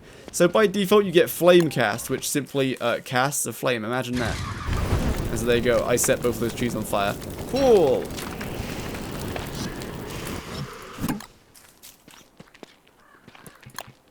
So now, we can unlock 3 new abilities to use your Ember Souls on. Actually, that's a lie. You can unlock 4 abilities, or 5 abilities, but we'll get to it. So, first of all, Burning Frenzy. For 30 seconds, add 25% weapon damage when attacking burning targets. So, if we do that example again... Wait, where'd my Ember Soul go? Whatever, I'll get a new one.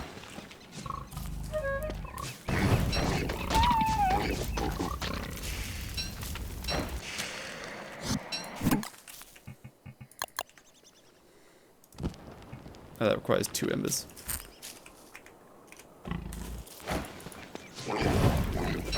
And what? Also, while creatures are on fire, they run around and panic. So it's basically a free kill. Whatever you set on fire, it's basically a free kill. Alright, so now... let me just use a weapon that does consistent damage. With a default skin, please.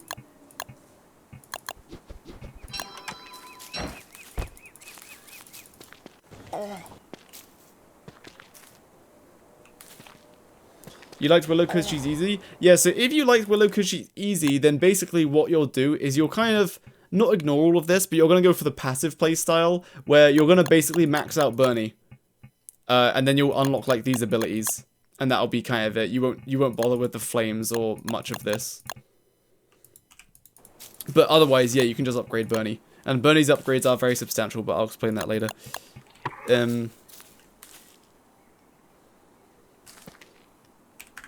Alright, so let's see. How much damage do we do to this pig, man? Come here. Mr. Banjo, come here. So I'm doing 34 damage per smack. But there's fire damage of 1.4 happening. So it looks like 35.4. So 34 damage per smack. But now, if there's a pigman and I use Burning Frenzy. So now I'm just going to set the pigman on fire. And now I do 42.5 damage. Which is pretty substantial. So, yeah, so once you activate Burning Frenzy with 2 embers... Willow personally will deal 25% more damage against burning targets, and this ability makes them burn for like a very long time, like a very long time. Now, unfortunately, a lot of the bosses in the game you can't set them on fire. Some of them you can though.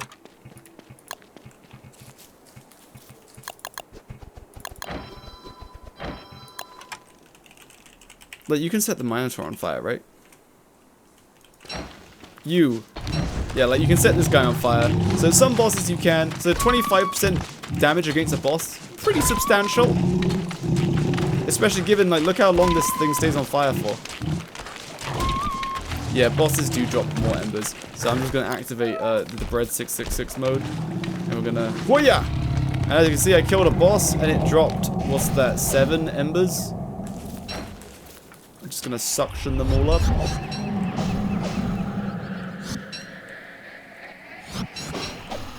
Nice. What was I saying? Oh yeah. So yeah, pretty substantial, but unfortunately you can't set most bosses on fire. So, oh wait, yes you can. Armored Berger you can set on fire, because, wait, hold on, wait.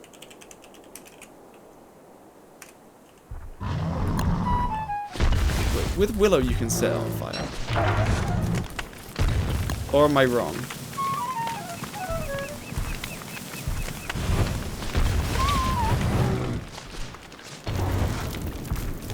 No, I'm wrong. You can.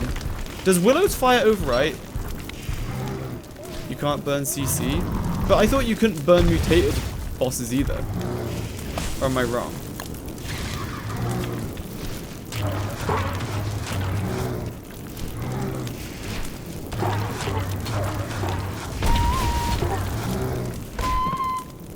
Oh yeah, right. You have to burn Crystal Dicklots, right?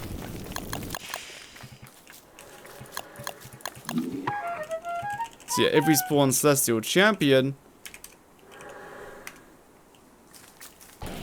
we'll see that we cannot set your boy on fire. Hiya! Nothing happens. Even though I have the skill that's meant to guarantee them getting set on fire. And I died! No!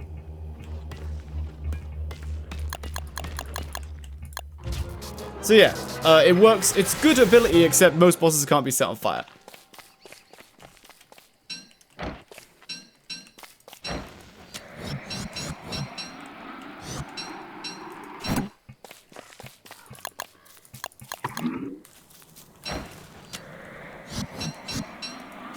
Next, good against Bee Queen.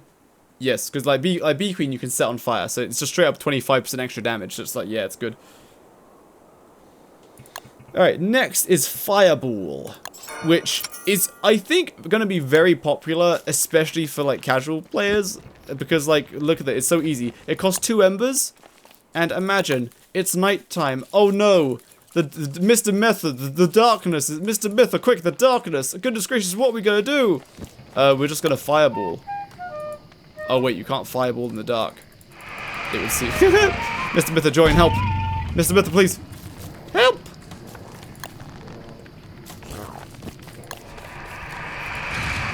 And like that, I've cast a fireball.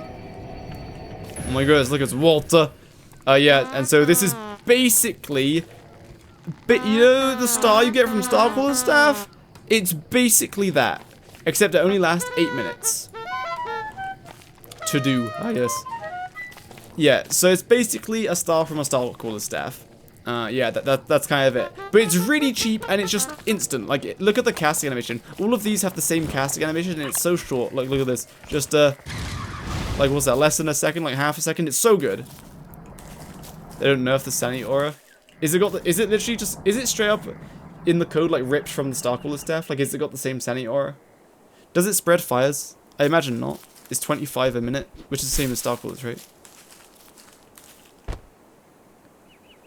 Gets outclassed after your first Ruins Rush? Potentially, but a Starcrawler staff, yeah, okay, it does also cause smoldering. But I think it's worth noting that Starcrawler staff, most people, Ruins Rushing is kind of a big feat for them. Also, Starcrawler staff has a massive animation.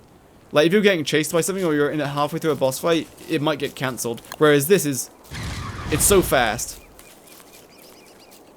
So this is more so, yeah. This is like, you're not quite prepared and you just fireball. Or even if you are prepared, like, being able to get this on day one is so cool. Just get yourself some hot embers, and like, rather than putting down a campfire, just spend 2 embers every night to make a new fire. And to get 2 embers, all you gotta do is, my goodness, I wish I could show you this, but I think it crashes the server. So if I flame cast some of these spiders, let me just get their aggro. Because you can't use combust. So if I flame cast these spiders, oh, I kind of missed. So I set them on fire there. Let's see how long it takes for them to die. Now, bear in mind, I do have the 2 skills enabled. 1 makes them burn for longer, and 2 makes them take more damage. And so as you can see, they're all dying. So if you just set spiders on fire, they just die from the fire damage because they get set on fire for so long. And then you can just kill the other ones. And remember, to get the embers, you have to kill a mob while they are on fire. Combustion does work. Oh, does it no longer crash the game?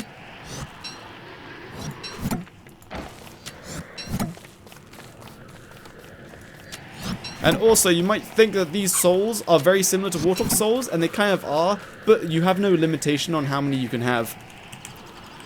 You can carry as many as you want. So if I gave myself 120 of them, like, it's 40 per stack, and you can have as many stacks as you want. They currently have no limit on how many you can have, which is cool. I have a bug to show you. Gotayu, go ahead and show me your bug. So now, also, by the way, they changed it so that embers now refuel your lighter. Oh, interesting. I wonder what this bug's going to be. So you light it on fire, you withdraw it, and is it going to give you charcoal or something? Oh, that's interesting, isn't it? That is interesting bug. Very interesting, Katari, so I guess it doesn't fully get rid of its on fire state. Storing fire for later, yeah, it's funny. Yeah, here you go, Willows, have some souls. Alright, so that's Fireball. Very good skill you'll probably use, so I would recommend that one, unlock that one. So the next one is Spontaneous Combustion. Now, if the game goes boom boom and explodes, then bear with me because this has been crashing the game.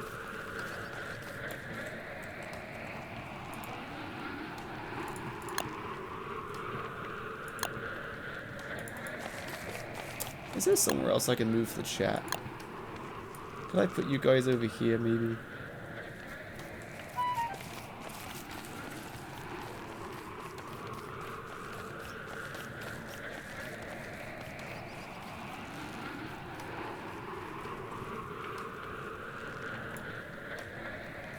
Tell you what I'll do. I'll just get rid of the background and the border.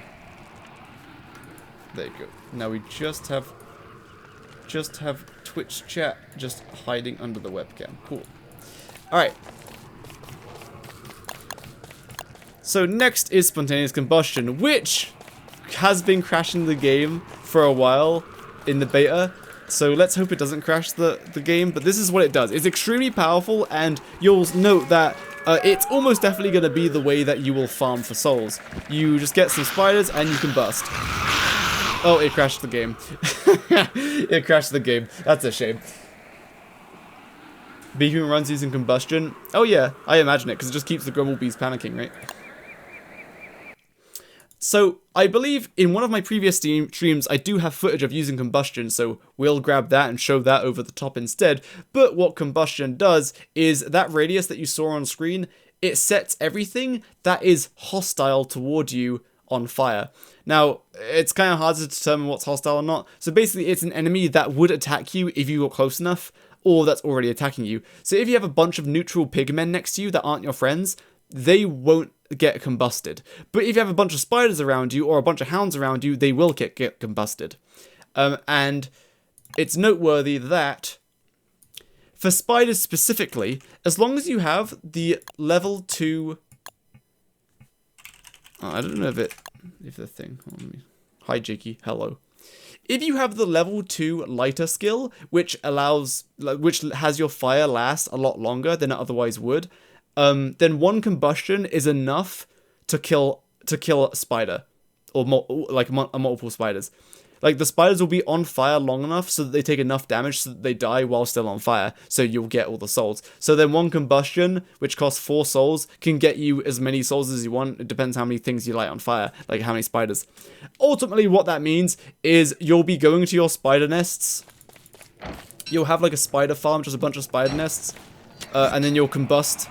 You'll wait for evening for them to come out, and then you'll combust and set them all on fire. And then you win! Because then you just have to sit there and wait for them to die, and then, let's pretend this is, and then you go to your lighter, and you absorb the fire, and you walk all over the souls, and you pick them all up. Yeah, and yeah, so that's what combust does. I can't show you right now, because it makes the game crash. If you use the combustion with 4 embers, it doesn't work. Wait, what does it cost? Yeah, it costs 4 embers. Wait, what am I meant to do?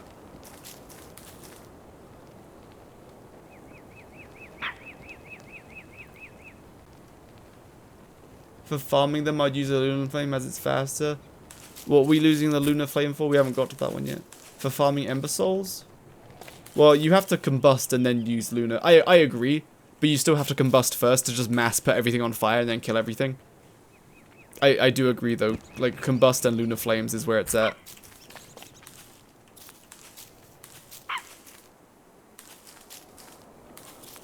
Yeah, so that's what combust does. And now, moving on.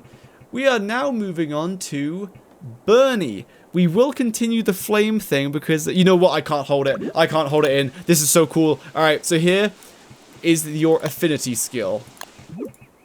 Here is the affinity skill. Sorry, Bernie, we're leaving you to last. So, after defeating Celestial Champion and not having a Shadow Allegiance skill, and you have to unlock 7 lighter skills, you can then choose between the Lunar Fire Razor or the Shadow Fire Razor. Let's start with the Shadow one, because I really like the Lunar one, and I'll save that one for after the Shadow one. So this is what the Shadow one does.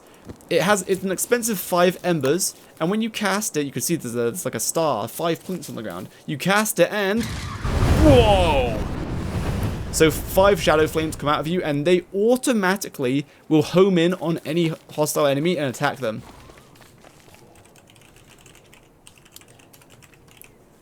So if I had 5 hounds there, quick, use the flames! It will hunt them down and hit them. The flames deal 100 damage each. So yeah, 2 casts of that killed all of those hounds. Cool. 100 damage per flame, and you always get 5 flames. Now, if I spawn Celestial Champion over here, just as an example, and I use... oh goodness, I'm gonna die. I was too late hitting God mode.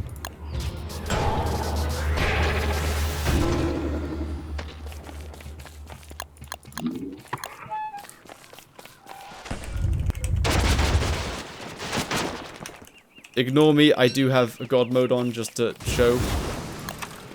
I guess I could just run away. But if you're standing somewhat far away from the boss that you're fighting, and then you cast the thing, one or two of them might just run off and just not hit what you're fighting. So you do have to cast. It's basically a range attack, but you do have to cast it kind of close. Otherwise, the flames just like don't aim. Sometimes, or they do aim, but if they're too far away, they just don't track the enemy. So only three of my flames hit that time. But these two flames, they're kind of lost because they get shot in the wrong direction. So if you're close enough, then all of them will eventually track onto your enemy. So you see that one, the two that went away tracked back onto Celestial Champion there because I was close enough. But even there, see, I did that right next to Celestial Champion, but two of the flames still went off and didn't hit it. So against bosses, with there's just one boss, it's pretty consistent. Like maybe one or two of the flames. Hey, please don't do the other abilities that we haven't shown yet. Goodness gracious. What was I saying? I'm gonna despawn myself so I have all this stuff. Yeah, so it's every cast, it's an immediate cast. It has the potential to do up to 500 damage. It's not area effect, but it also is homing. So it's guaranteed to do 500 damage as long as the flames actually home in on something and hit something. Against a boss, like 3 or 4 of them will hit most of the time, but the 5th one might miss. Sometimes 2 of them miss, but that's what the Shadow Flames do. Let me just remove Celestial Champion.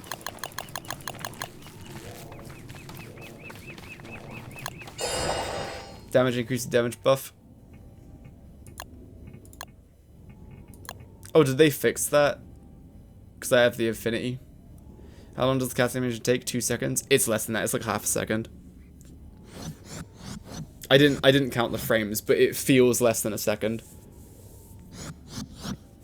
And we did it yesterday where it was anyway. Let's show the other one now.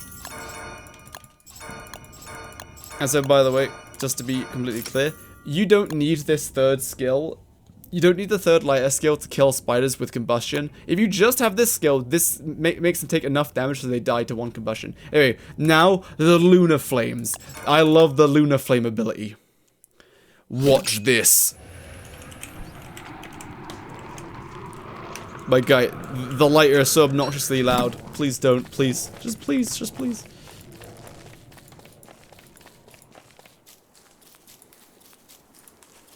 With half a second, the DPS of the skill is 1,000, which is pretty good. Yeah, I remember calculating it yesterday, Luna versus Shadow Flames, and Shadow Flames is like, yeah, better DPS, because you can just cast it and forget about it, but it also consumes way more embers. And also Lunar Flames, of course, if you're hitting more targets, you win.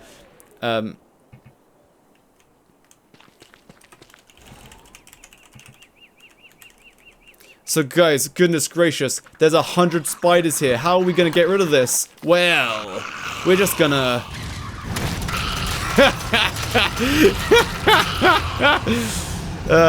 so that's what the Lunar Flames does. If you might recognize the flames from the Possessed Varg's attack. Let's show the Possessed Varg's attack real quick.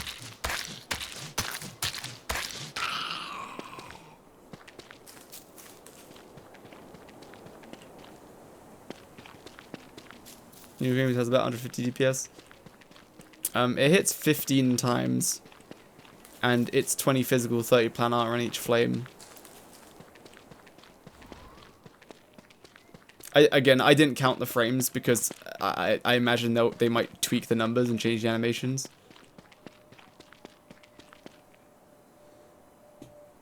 $750. Right. Yeah. Oh, it's 5 seconds. Okay, cool.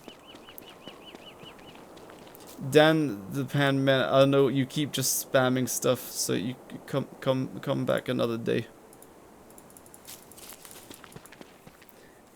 Not frame per, but it's about that. Oh, I see.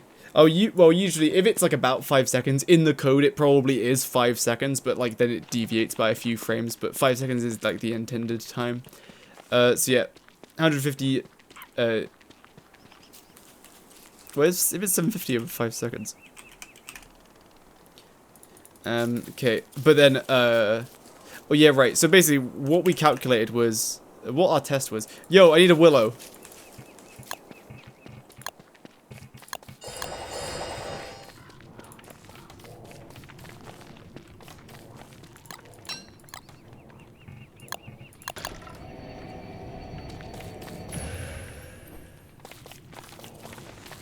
Alright, Willow, can you unlock Shadow Affinity, Shadow Flames? So yeah, what this Lunar Flames does is it shoots out 15 bursts of flames. So if I craft a dummy, oh my goodness, where's the dummy? If I craft a dummy and I use the Lunar Flames, if you listen real closely and no one else makes any noise, you'll be able to hear 15 different hits.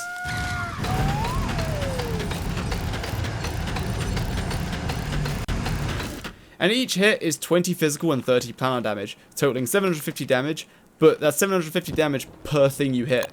And because as you saw before, there was 100 spiders, and after there were 0 spiders. So yeah, it's area of effect. Everything that's in the line of your flames will get hit.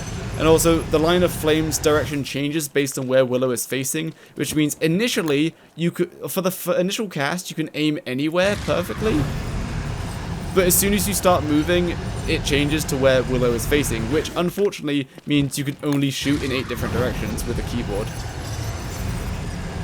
Which is kind of annoying when you want to move and aim. So I wish they made it so that you aim purely with the mouse, and then you can strafe. But yeah, you can't aim in one direction and move in the other direction.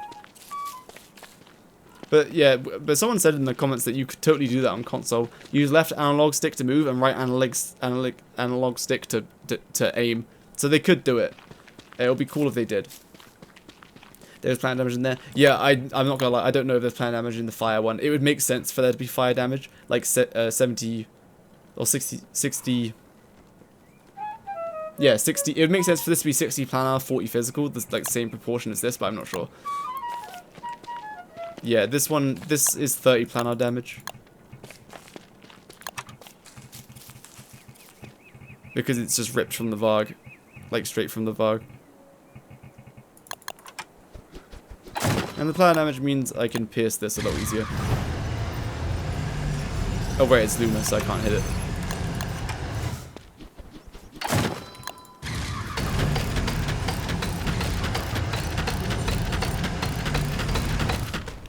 Wait. Wait, did they change it to all planar damage? Oh no, oh no. Unless the math adds up very weirdly. Because it's 20 physical, 30 planar, but I'm also getting 10% damage because it's a shadow enemy. But the 20 physical is going to get reduced down to about 16. Maybe 14.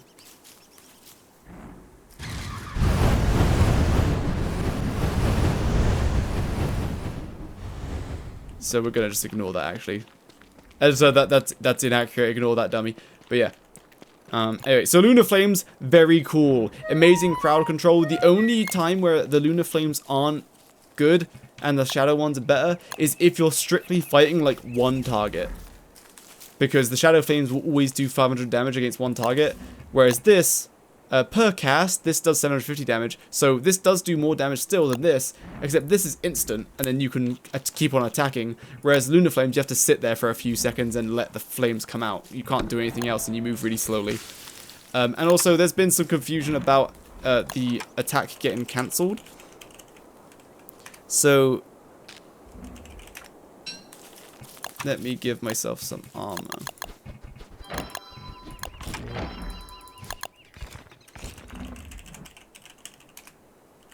So if there are 5 hounds and I'm about to get attacked, if you get attacked while using this, it doesn't cancel it.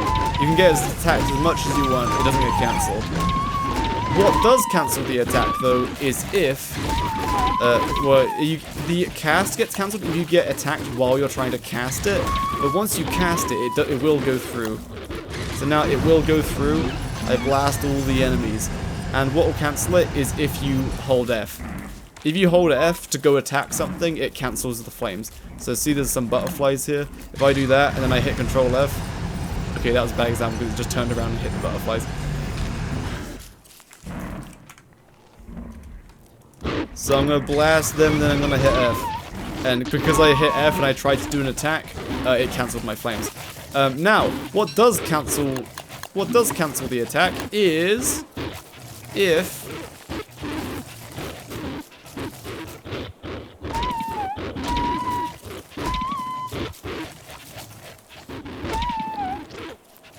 So I started blasting, and then my armor broke. That's also what cancels it. Cool. When your armor or your weapon breaks, that's what cancels it, because it staggers you for a second.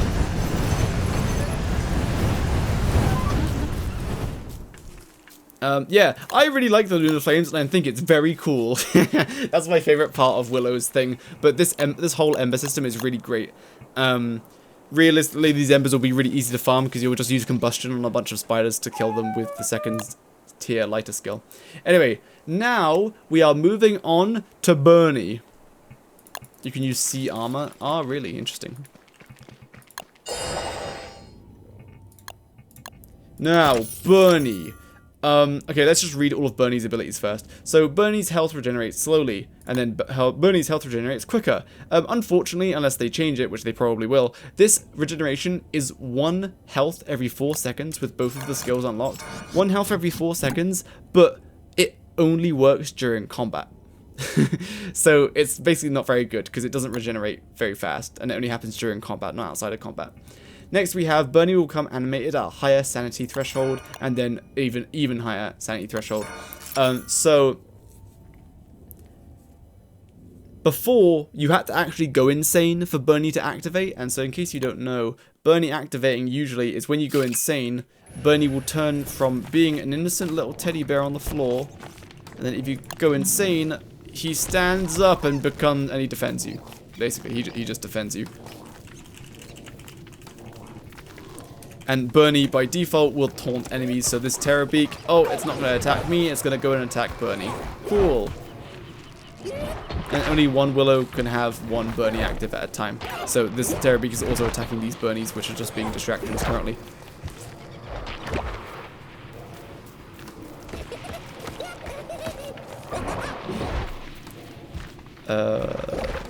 So as you can see, the health regeneration is very slow. And now that Bernie is out of combat, he isn't regenerating. Yeah. And so what this sanity threshold does is, I think it just needs to be, you need to be below 40% of your max, I believe.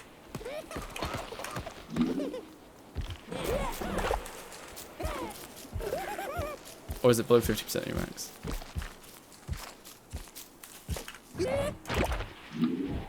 So now that I'm 50% of my max sanity, he deactivates.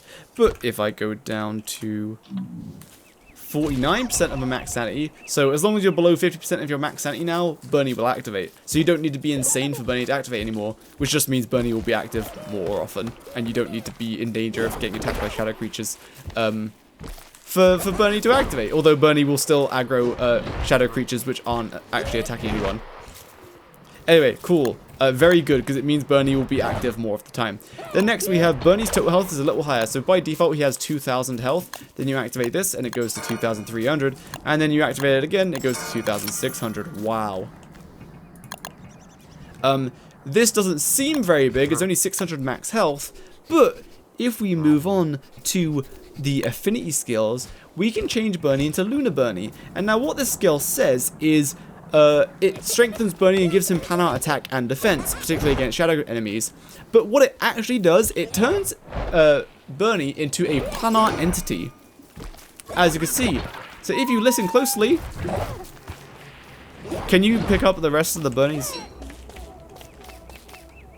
If you listen closely, listen closely, boys, listen closely. You can hear the sound effect that happens when Bernie gets hit is the planar entity sound effect. So he is now a planar entity. As you can see, he's only taking 33 damage from that Nightmare Beak. So he's getting extra defense against shadow creatures, or at least he's meant to be. And planar entities work so that if they get hit with physical damage, they simply reduce the physical damage. So not only does this upgrade give him extra damage, and as you can see, he's doing 55 damage now rather than 50, and that 5 damage is just a flat plus 5 planar defense. So, sorry, he gains a flat plus 5 planar damage. So it's 50 physical and 5 planar. I'm pretty sure it was. I tested this yesterday, or the day before. We test this by giving a piggy a crown.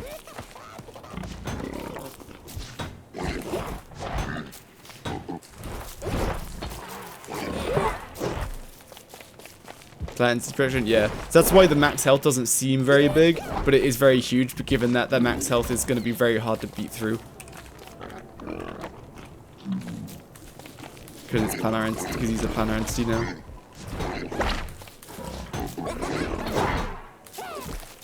So as you can see, the 50 physical damage gets reduced to 5, and then the 5 planar damage pierces, and that's why the pigman is taking 10 damage through a full sight crown. Yeah, there we go. Now the shield is active. And I still deal 5 damage through the shield. So yeah, 5 planar damage which pierces all the defense. So yeah, he does 50 physical and 5 planar. Cool. But yeah, the biggest thing about this upgrade isn't the damage, it's that he becomes a planar entity, and therefore any physical damage that hits Bernie just gets reduced. The formula is terrible, but I have a little chart which I will send to the editor so that you can put it on screen, which shows basically the more physical damage you do, the more that damage gets reduced to a planar entity. So yeah, huge upgrade for Bernie, makes him way more tanky, way more tanky. Does being shadow aligned make nightmares ignore you? No.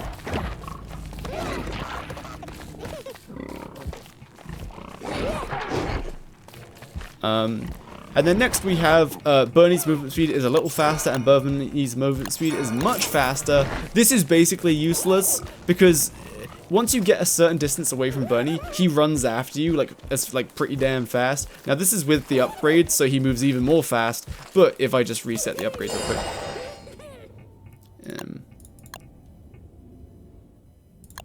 if I reset all of the upgrades and I activate Bernie real quick.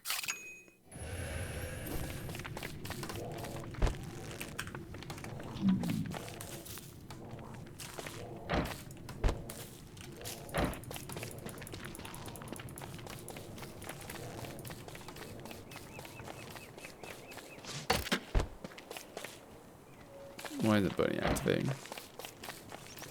Oh my goodness, Nocturnal Cabbage subscribed for a tier 2 for 2 months in a row! Oh my goodness!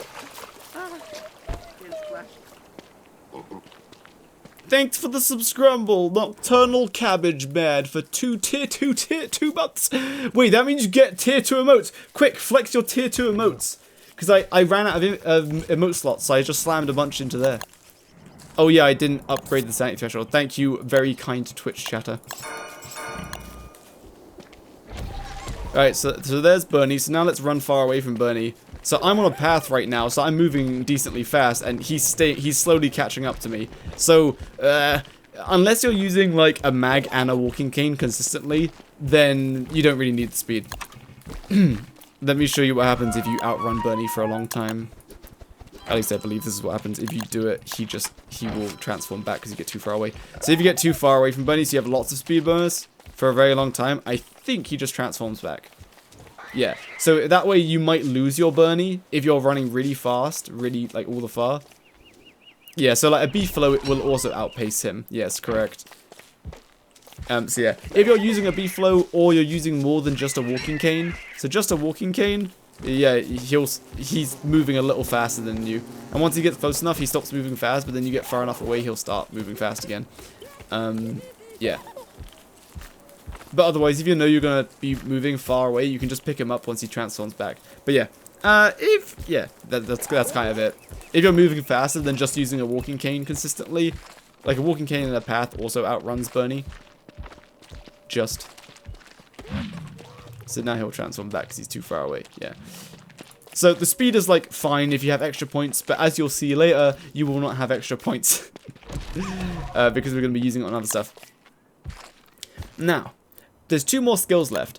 One is Bernie will take it upon himself to taunt and then attack any nearby lunar aligned or shadow aligned creature. This is an odd one because Bernie taunts everything anyway. But there's some scenarios where him taunting everything anyway sometimes doesn't work on some things. You can't pick him up. He has to, sorry, I meant like, you have to wait for him to transform back, so he has to like kill all the shadow creatures nearby. Or, oh sorry, you have to restore your sanity back up. Yeah, right. Otherwise he'll stay as Big Bernie. So in which case, Yeah, no, you can't. You have yeah, if he's big, you can't pick him up. But yeah, so speed is useful if you're using a B float or you're constantly using more than a walking cane. So there are scenarios like I don't know, it's kind of weird. Let me try to show it. Like we were testing this the other day for like a couple hours, and we couldn't. I think we kind of figured out. Like we kind of figured out what was what. So like if you give Bernie the Luna affiliation, I've chosen the most ugly spots to record. My goodness. Yeah, I guess, yeah, you would outrun him, then run back, but yeah, that's, like, annoying.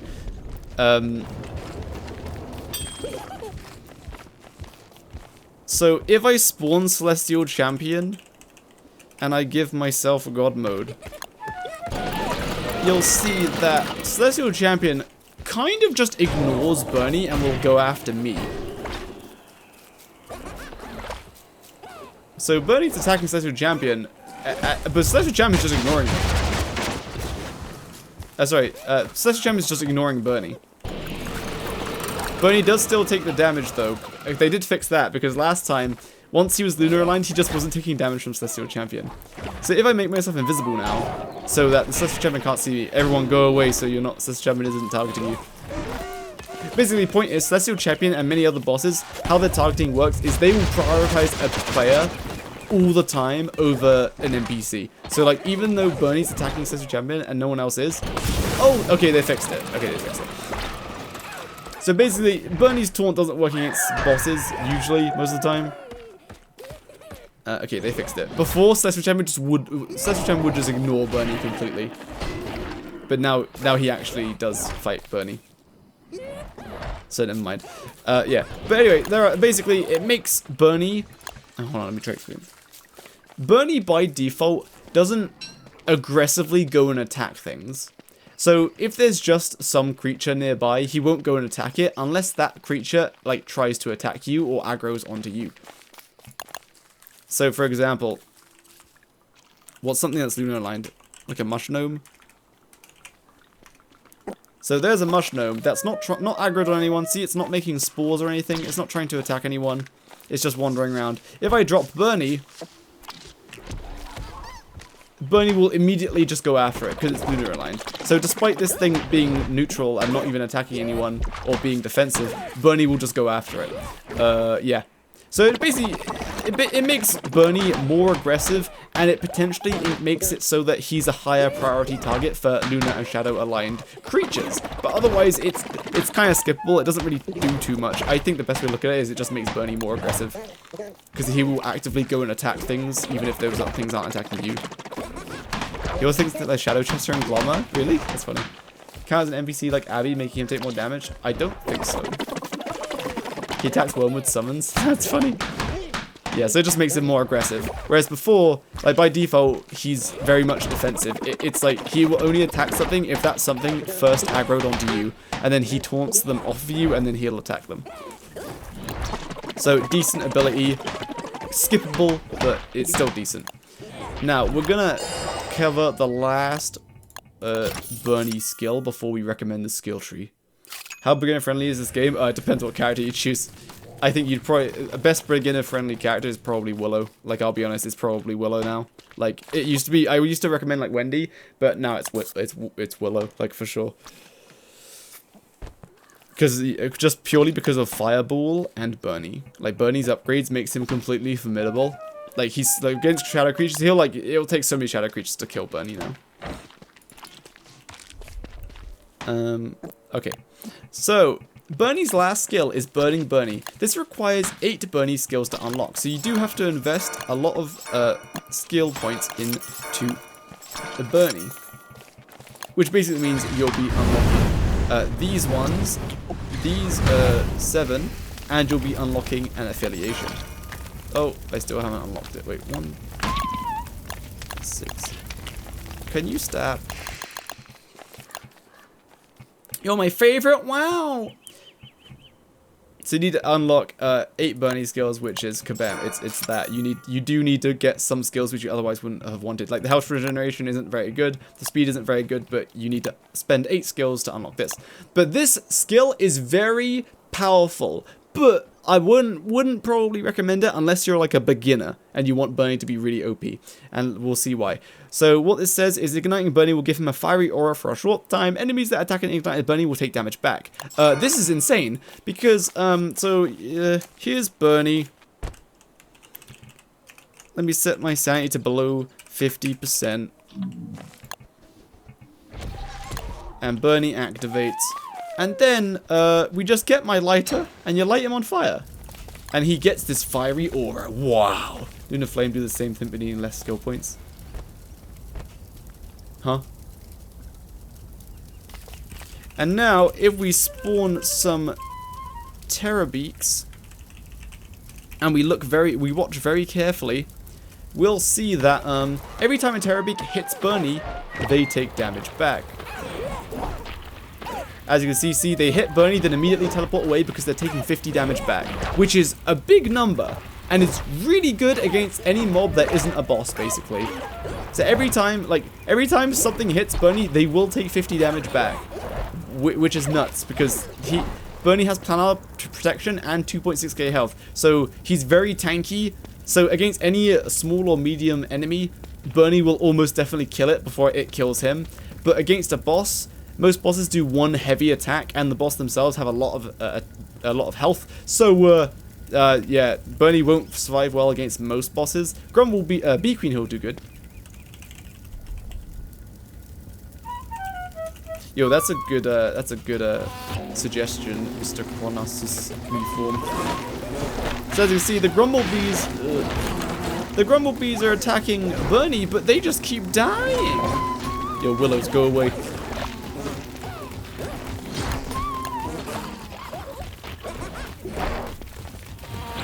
So the Grumblebees, they're gonna attack Bernie, but every time they attack Bernie, they just keep dying because they take damage back. Yeah. Now, obviously, here you would need to actually help and kill Bee Queen because Bernie's gonna take a lot of damage from Bee Queen herself. But yeah, point is, anything that's a small, medium kind of enemy with like not a lot of health, Bernie will kill it because of his thorn damage, effectively. Wouldn't bet to keep them alive though.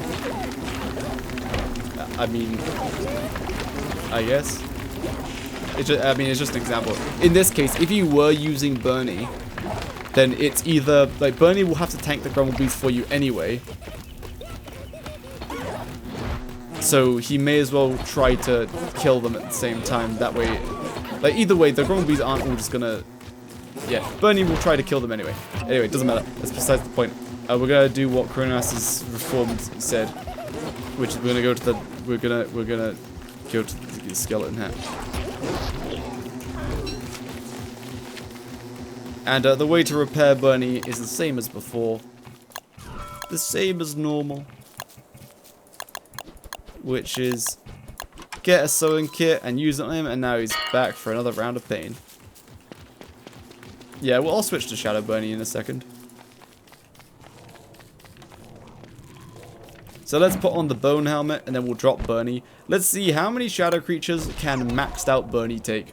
So this is Bernie with the recoil damage, and he's doing extra damage against the shadow creatures. So every time they attack him, they get 50 damage back, and every time he attacks, he does 55 damage. And let's see how long it takes for Bernie to die. Oh, I should have deleted all the nightmare fuel first.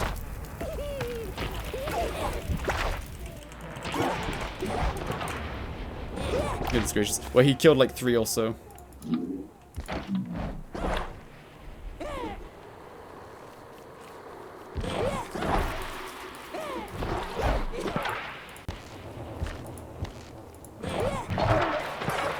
Yo, can you like pick up your Bernies? Okay, I'm just gonna regenerate the world and restart. There's too much garbage on the too much garbage. It's good for people since whenever new Grumblebees spawn, they can hit you before retargeting, and using him as a distraction is probably going to be safer. True. But at that point, it's kind of, I think using him as a distraction is kind of like weak because he just won't survive long enough unless you're in like a team. But if you're in a team, then it doesn't really matter. But yeah, like Bernie is very much suited for, hey, if you're a beginner or you're maybe dabbling in like a couple of bosses, like she's very good. Because Bernie is really good against small and medium enemies, but against like big enemies, he'll like die or won't last very long, or like he won't last long enough. The only thing he's missing is a way to heal him. Like, imagine if you could drop an Ember Soul to heal him or something, you know what I mean?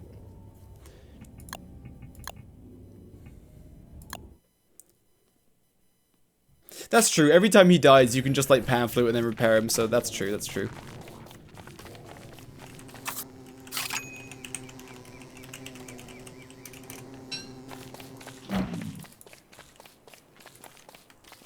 It is very cheap to repair, that's true, that's true.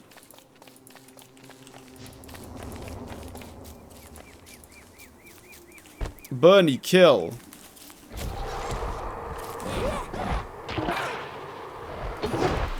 How long does this fire last?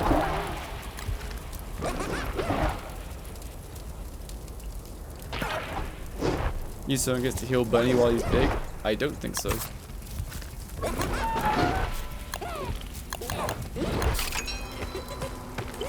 So when you set him on fire to allow him to do recoil damage, he does eventually, like there, he does eventually stop being on fire. So you have to repair him occasionally.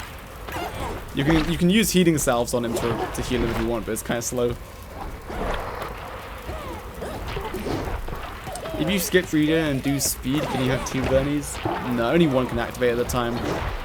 Like, and how Bernies work is if one is active, you don't get another one, and if you get too far away, then the other one will deactivate.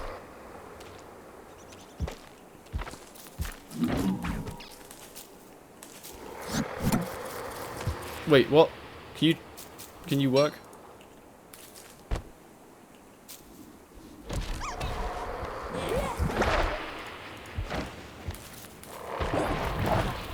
The one that dies, put down another one? Yes, you can just make multiple Bernies, and as soon as one dies, the other one will just activate. Like, you can just like leave them all on the floor. You can just have 10 Bernies on the floor. The only thing about that is, if you just have like 10 on the floor, 9 of them will just be dancing and taking damage for no reason, while there'll be one that's active, so actually that's probably the wrong strategy to do. Instead, yeah, you keep them in your inventory or in a backpack or a chest, then as soon as one dies, you just drop a new one. Because you want everything to be focused on the alive Bernie, because that way they can, all the recoil damage will be directed onto this one.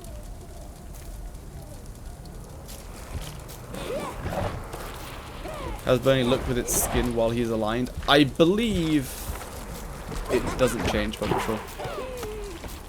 2 Bernies in its own kit? Yeah.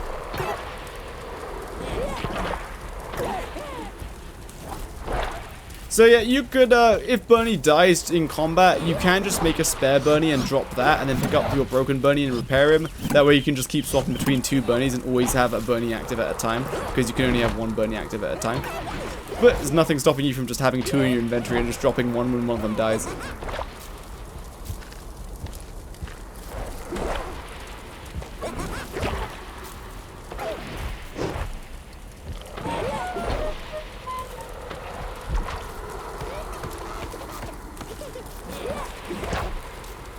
Da da da da da da da da da da ba ba ba da da ba ba da ba ba ba ba ba da da.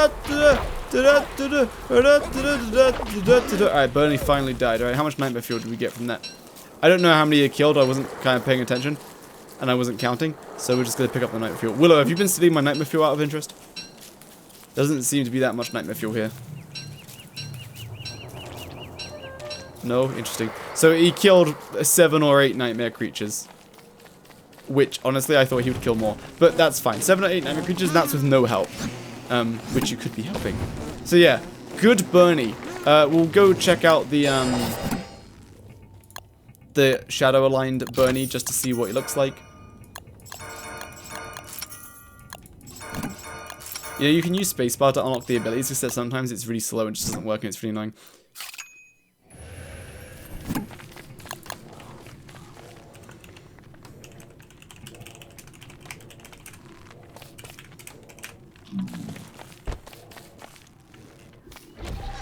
Whoa, that's Shadow Bernie. Wasn't really a good fight because the aura made them teleport away. The aura. And then, And then that's what Burning Bernie with Shadow looks like. He has a black flame around him. Wow. Luna Willow outclasses Shadow Willow. I would say, like, for a beginner, I would say Luna Willow. But I really like the Luna Flames. Oh, look at that. So this is what Bernie looks like with a different skin. He doesn't get the special effects of being aligned, and his flame is orange. So I reckon they probably won't make Lunar and Shadow deviations of each skin. Because that's just like... Oh, that's no affinity? Oh, my mistake. Oh yeah, I guess I didn't show that. Let me show a no infinity Burning Bernie.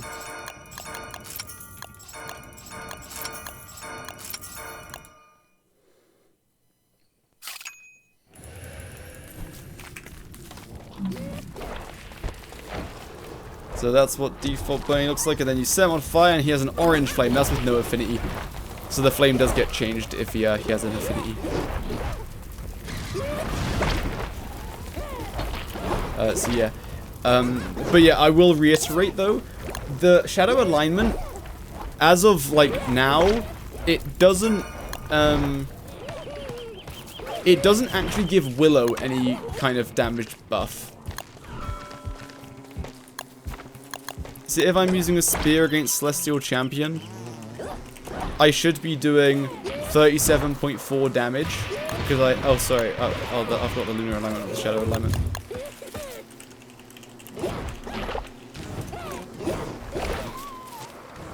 But yeah, see that? I'm doing 34 damage, which is the default damage, not the damage I should be doing.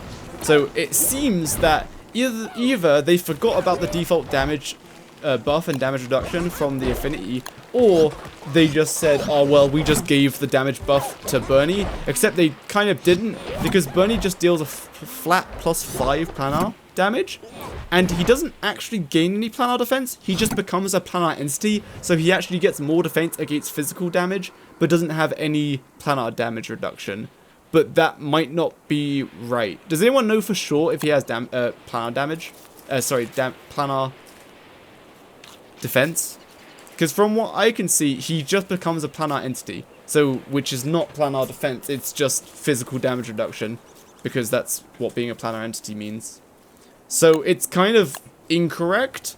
And then it also says particularly against shadow enemies for the lunar alignment, and that's wrong.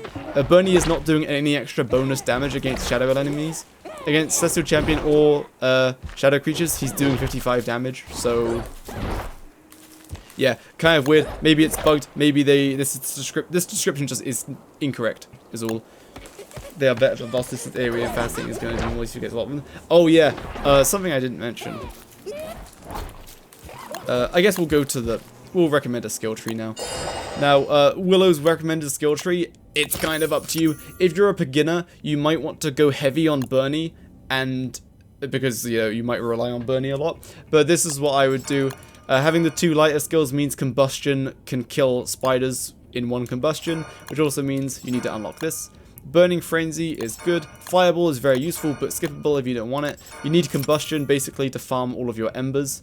And then I'm going to go Lunar Alignment. And then for Bernie, you're going to do the higher Sanity Threshold. You need 4 Bernie skills to unlock the more health. So you'll go for Regeneration 1, Aggro 1, Tough Stuffing 1 and 2, and that allows you to unlock Lunar Bernie.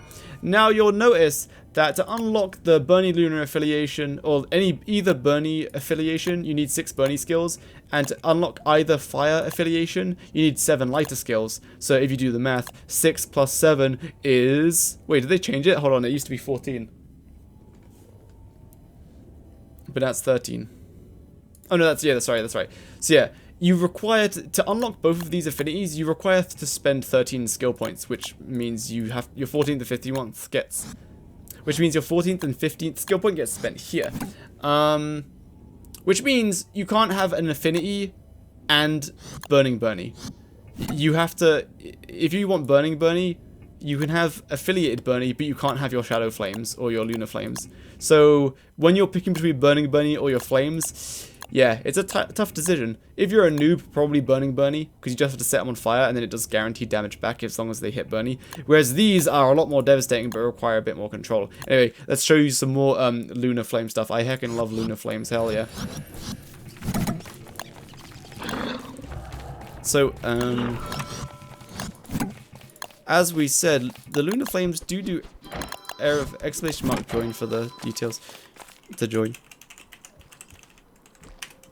Not only does the lunar affiliation like damage do a lot of damage and its area of effect, but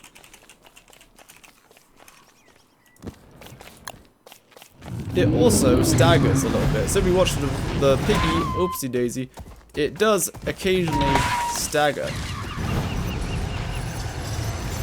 And sometimes it can stagger bosses into stopping, to stop moving for a while. Like this. He's getting staggered quite a lot. But then eventually he did turn around and hit me. But it's just noteworthy because it does do a lot of stagger.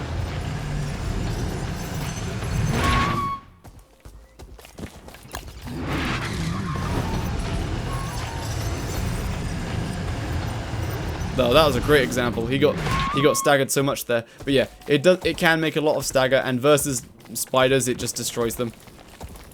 Just for funsies. Let's spawn 300 spiders. 300 spiders. Cook!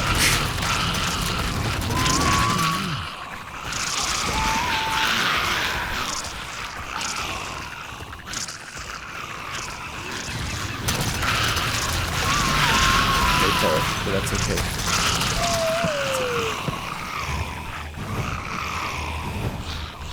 Yeah, I love the Lunar Flames. They're very epic. Oh yeah, let's do a DPS test between. So yeah, you might be thinking, but Jakey, what's better, Lunar or Shadow Flames? Oh yeah, right, guys, I'm gonna despawn you. You be Maxwell, and you be Willow, and be Shadow Flame Willow.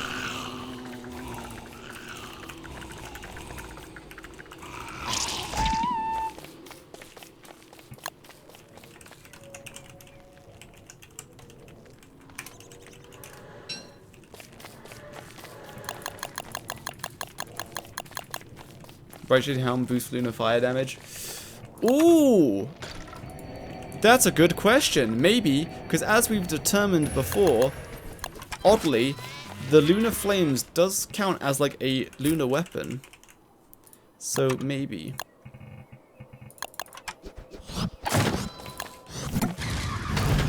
Oh, it doesn't. Shame. But like against shadow enemies, you do more damage. Alright, hello Maxwell. Oh, you both chose Maxwell. Epic. Yeah, you be Willow. But regular damage boost, yeah, it does work against it. It does work with it. But because 30 of its 50 damage is planar damage doesn't get the buff. So if you use Electric Volt Goat Jelly, it only buffs the 20 physical damage aspect. Opinion on Warbus armor? Yeah, it's pretty good. The helmet not so good, just because Celestial Crown is just so good.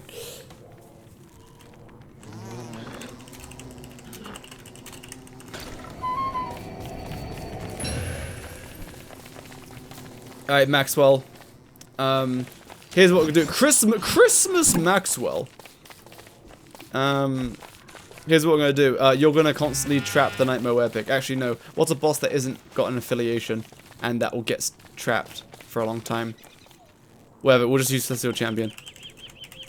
Just constantly trap Celestial Champion. Willow, come here. Oh, here you go. Have some embers. Alright, Willow, this is what we're going to do. When Mr. Mither says 1, I will cast Lunar Flames. You will spam Shadow Flames as fast as you can. Okay. Stop casting when my Lunar Flames stop. Okay, Mr. Mither, countdown.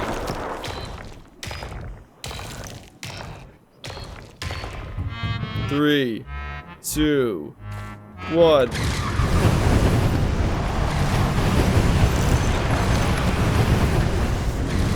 So I think if you do the cast really fast, you can do like 4.5 shadow casts. Password please, exclamation mark, join with details. If you cast really fast, I think you can get like 4 or 5 shadow casts by the time the lunar cast ends, which means the shadow tendrils will deal up to 2,500 damage before the lunar flames finish, which means your lunar flames, to be better DPS than the shadow flames, have to be hitting 3.3 enemies. Like the whole thing has to hit more than 3.3 enemies or more. But that ignores the fact that casting 5 shadow flames uses up, 25 embers, whereas 1 lunar flame, it takes 5 embers.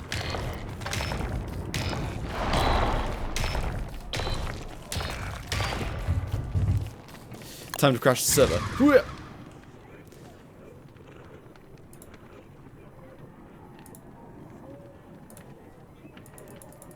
Goodness gracious, the server went bye-bye.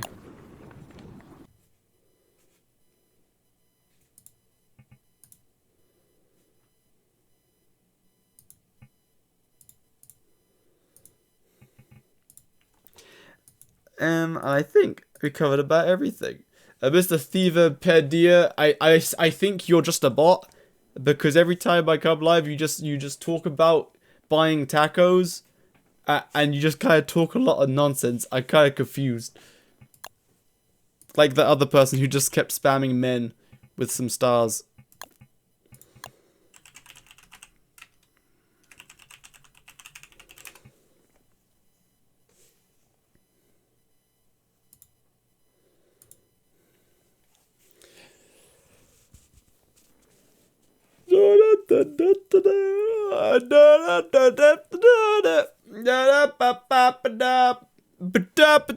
Let's see if this is the. Actually, I don't want to risk OBS crashing because I'm still recording. 2 hours of recording. Well.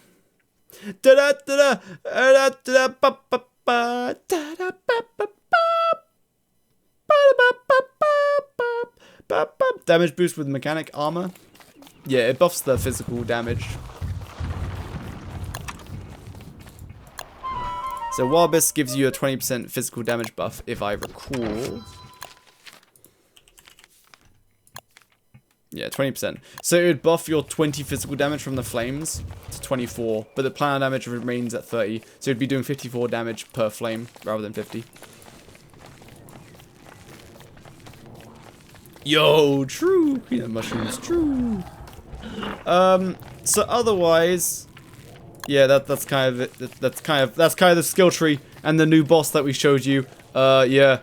Except we kind of deleted it really fast. Not a guide on the boss because they might change things, so I'm not going to make a guide on it. But, yeah. But otherwise, this is the recommended skill tree. Level 2 lighter skills, because then when you use combustion, this will keep your spiders on fire long enough so that they die just to the fire. But if you don't really need this, because you can just use combustion, and then you can use lunar flames to kill them all. So you could do that, which is fine. Which means you don't need this skill, but you probably still want this skill. Because when you kill things, by default, the loot will burn, become ash. But with this, the loot will just smolder. So you don't lose the loot when you kill things that are on fire. Then you want to up... you could skip Burning Frenzy, and you could skip Fireball. I can see people skipping Burning Frenzy, because it's 25% it's 25% weapon damage, but only to Willow while things are on fire, and it lasts 30 seconds. But if you're fighting like a pigman, it's not worth spending 2 souls to use Burning Frenzy to get 25% damage versus a pigman. You know what I mean? It's worth it against bosses that can happen to be set on fire. It lasts 60 seconds. Oh, it does? The description is wrong. I assume that they intend it to last 30 seconds. I do agree, Burning Frenzy is good, but like, realistically, you're not going to spend 2 flames to kill a pigman faster, for example. Like, if it's a bunch of small enemies, they'll die before you even get to utilize the buff too much. The third gives more damage. The third does give more damage, yes. But with burn duration, the spiders will be on fire long enough so that they just die anyway.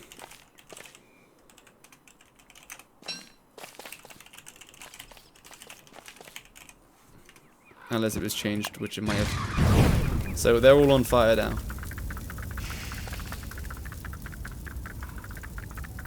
Well, they're going to add a lot more damage over time boss fights. Yeah.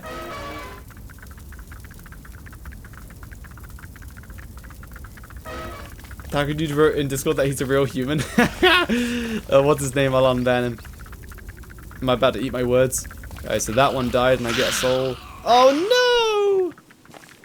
Okay. Okay, listen, hear me out. I'm kind of correct a little bit though, because like, imagine, if you had like 10 spiders, they would take burning damage from each other, because from being close, because close proximity, yes. But it's like, okay, maybe you do unlock this skill, but if it's like a large number of spiders, the majority of them will die to being on fire, and if they don't, you can just use combustion to set them all on fire again. But otherwise, yeah, you could use this third skill. Okay, let me despawn myself. Play 40 days WX, I thought his electricity circuits made his attack do 20 thorn damage for each other, because I read it wrong. Yeah, it's thorn damage. So in that case, like, yeah, you could unlock this. And you're basically going to want to unlock all of these skills. You might want to skip Burning Frenzy, because some bosses can't be set on fire, but some can. So, Fireball I think is just so convenient. It's just like a really cheap Starcrawler's staff. They can get, then you can, that you can access on day one. Then Spontaneous Combustion is required because you need that to effectively farm all of your embers again.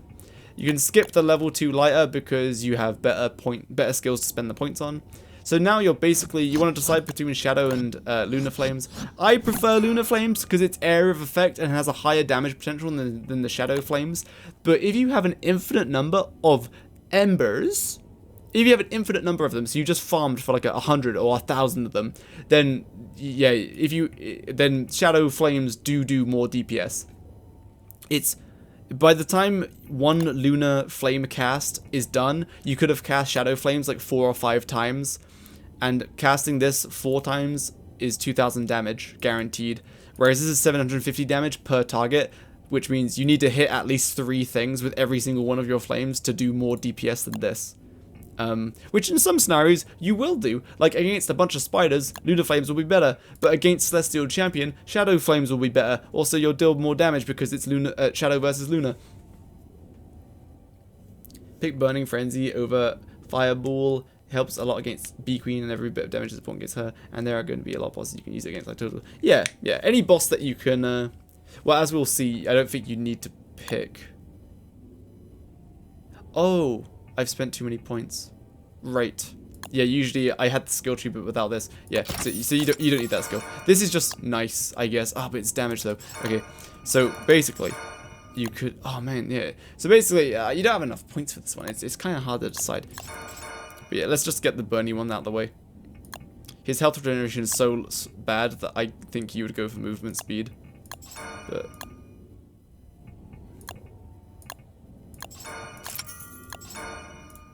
you're unlocking just enough Bernie skills to get the affiliation so that he becomes a planar entity, which makes him a whole lot tankier. Once you have Starcrawlers. Oh, absolutely. Like, so Fireball is really good if you're like a beginner, right? If you're a beginner, like, really good, yeah? What's the damage per second on being on fire? Like 2. And if a fight lasts for like, what, 2 minutes? Like, realistically, like, double damage is cool, but, like, realistically, if a boss fight takes, like, if you're soloing Bee Queen and that fight takes, like, 4 minutes, let's say it's just 6 minutes, that's 360 seconds, multiplied by, like, 2 DPS, 720 damage, like, 720 damage, that's, like, 11 hits from a weapon. Or 5.5 seconds of attacking. You know what I mean? I don't think. I mean, you can, but I can totally see for a beginner. Oh, I agree. Like, once you rush the ruins, Fireball is like, yeah, you just use a Starcrawler staff. What are you doing? But I can see Willow is going to be such a nice beginner character now, because everyone will have Fireball, because just bam, you have a Starcrawler staff for 8 minutes. So yeah, I guess my recommended tree would be Burning Frenzy is so good. 25% weapon damage, man. It's just so good. And at the moment, Bernie's health regeneration is so bad that I would consider using the speed if you were using a Beefalo, but I'm gonna go for the regeneration still. Oh wait, I did it wrong.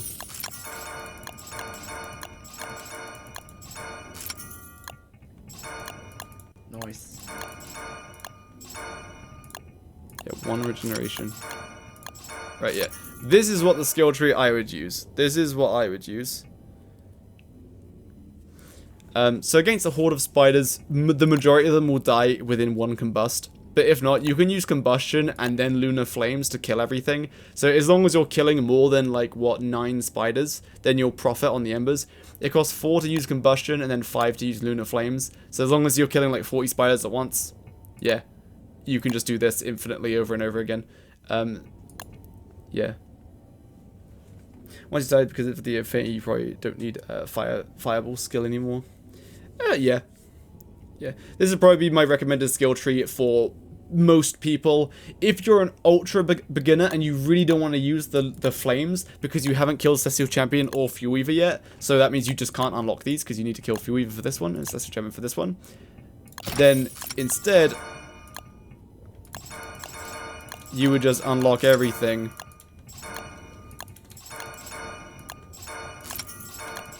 Yeah, you would do that. But if you're, if you say, actually, I want to invest, like, a lot more into Bernie, so there's kind of 3 skill trees. There's the one that has the Lunar Flames. There's one where it's kind of, you're, like, heavy into the Embers. And you're unlocking, Planar Bernie. And there's one where you're, like, relying on Bernie. Like, you're heavily investing into Bernie. So you want to make him Planar because he's tankier. Give him more regen. And you unlock Burning Bernie. So you sacrifice your flames to make Burning Bernie, and then you just unlock whatever you want. If you're a beginner, man, you really don't have a lot here, do you? If you're investing into Bernie, you technically don't need embers for anything. Technically. Oh wait, sorry. This is for.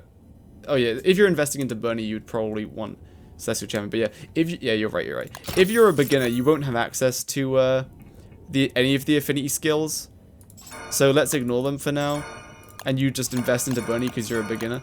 So you would just do this and make Bernie ultra aggressive, I guess. And if you're a beginner, you probably wouldn't care about Burning Frenzy because you'll probably forget to buff yourself. So at which point, like, if you're a beginner, like that's fine, honestly. If you're a beginner, that tree is fine. Because you won't have access to any of the affinities, so your skill tree becomes a whole lot simpler.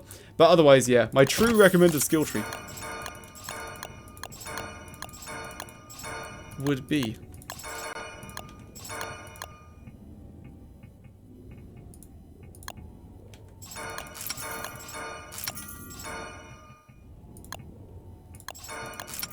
would probably be that. You could sacrifice the second regen for Hot-Headed to make him attack more, but this assumes that you kind of know what you're doing, so you're attacking anyway.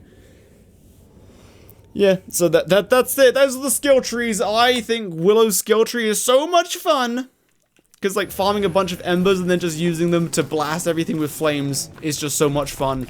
I really hope they change it so that you can aim with your mouse and move with your arrow keys, because that would make it infinitely nicer to use, like, infinitely. Yeah, that's it. Thanks for watching, Second Channel Gamers. I'll be posting these kind of videos on the Second Channel only. Otherwise, it's just my Twitch VODs that are going to be on this channel. We're gonna kind of experiment, see what goes on. But otherwise, main channel content is not changing. It will be the same content. Thanks for watching, boys. Quick, everyone say balls in the chat. And the affinities are kind of not something anyone would really do, but it should be fine. The affinities are insane, because it makes Bernie a planar entity. Right? But yeah, I guess if you're advanced, you wouldn't really care for Bernie. You use Bernie as a distraction, kind of.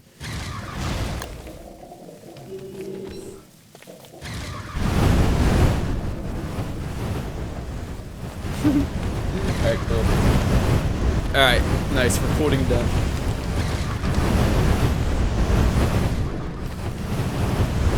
Oh, I see what you're saying. Yeah, once you have the affinities, you probably crush the ruins at some point. Walter needs a skill tree. Walter!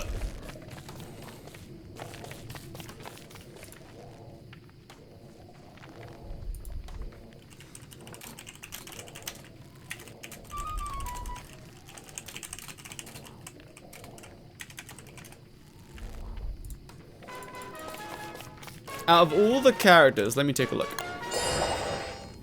Who needs one? People say Winona buff, but Winona's catapults are insane. Like, you realize how insane Winona's catapults are, right? It, like, effectively infinite AoE damage. Like, huh? Warthog is very powerful. Wally is powerful. Wanda is also very powerful. Wirt is powerful. Worms. Weber is got a lot of depth with the spiders, so I think they're fine. Wigfrid had a lot of depth with like her health regen, but it wasn't very apparent. You just notice that you don't die. Maxwell's got quite a bit of depth with his spells. Abigail has depth with her potions. WX has quite a bit of depth with the circuits. Wickerbottom has depth with her books. Honestly, right now it's looking pretty good. I guess Wes and Walter are the only ones I can really see. Like Wes, Walter, maybe Winona, but like because every other character has a lot of depth with what they already have, whereas Winona kind of just catapult, and that's it. I think, right, this is how they should do Winona's skill tree. Alright, listen to me, boys. So, the problem with Winona is that you can just switch to her, mix her catapults, then leave. That's the problem. So how you fix Winona is this. You make it so that if she's like within a radius of her catapult, or basically, you give her catapults an upgrade, or an efficiency rework, or whatever, but it only works if she's the one to interact with the catapult to turn it on, or she's like nearby. Like she has to be nearby for it to actually work. That way, you're not nerfing anything, but you get rewarded for actually using Winona. Like they could just make it so like your catapults attack faster. Like they maybe have like 20% reduced damage, but they attack twice as fast. Or they attack slower, but like they attack half as fast, but they deal triple damage. Something like that, right?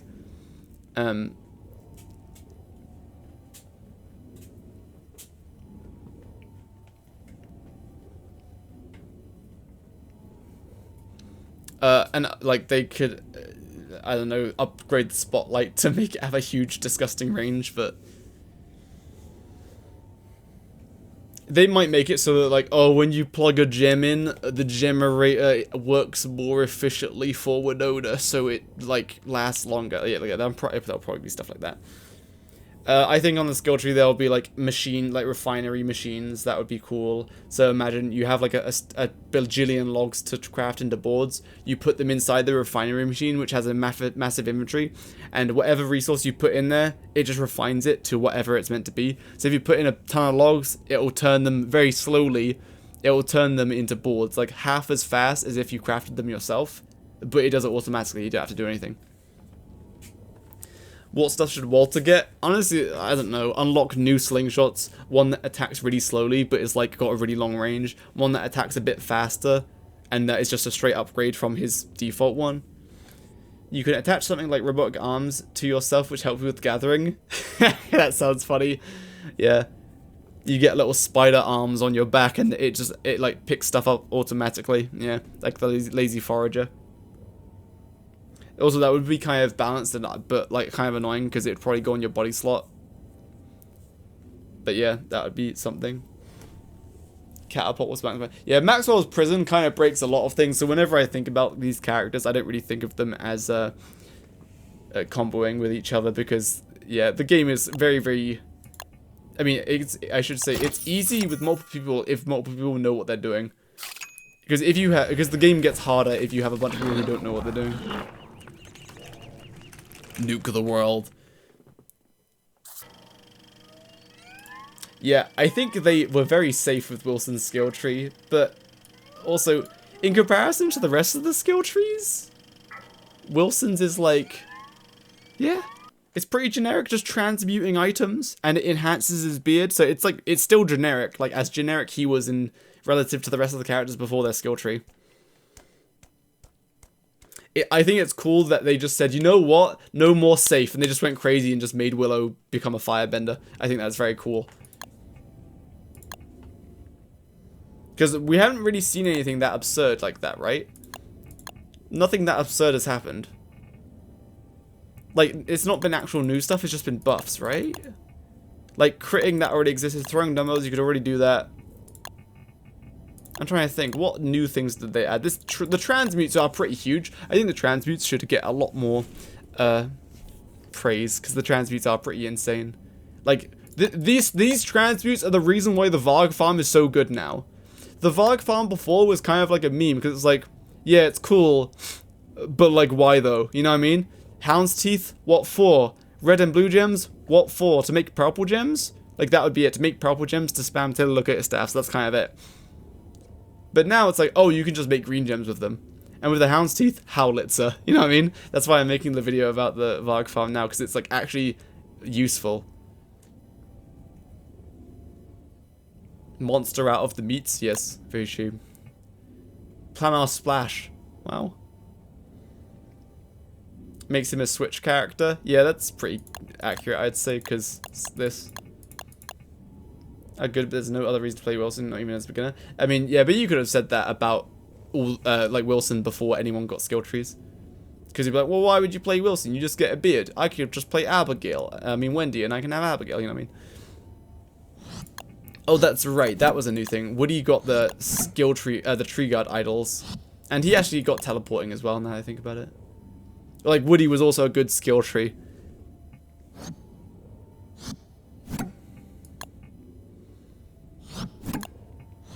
But one thing that it's kind of like I don't really care, but it's just kind of like, oh, it's sometimes just like, you just didn't think of this when you did the rework. Like, for Winona, if they introduce, like, like with Wigfrid, for example, they introduce, oh, you can now build a song that brings your allies back to life.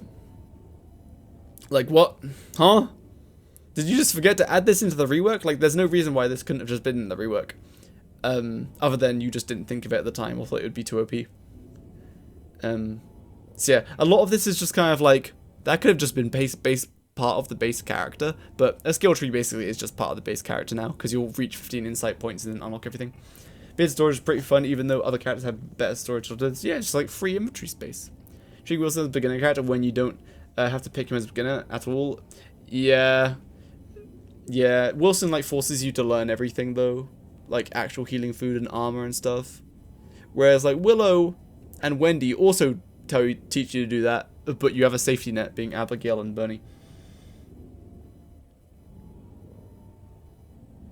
Maxwell, Wanders and Wickers, still trees don't add insane new abilities. Yeah, I think with Wickerbottom will be the biggest what am I trying to think?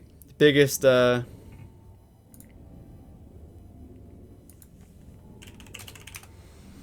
will be the biggest kind of offender with it, just like, if her skill tree is the majority just like adding new books, it's like, okay, you could have just added that by default. That didn't require a skill tree. That's why with Wigfrid, they could have just added that book as a book you can craft.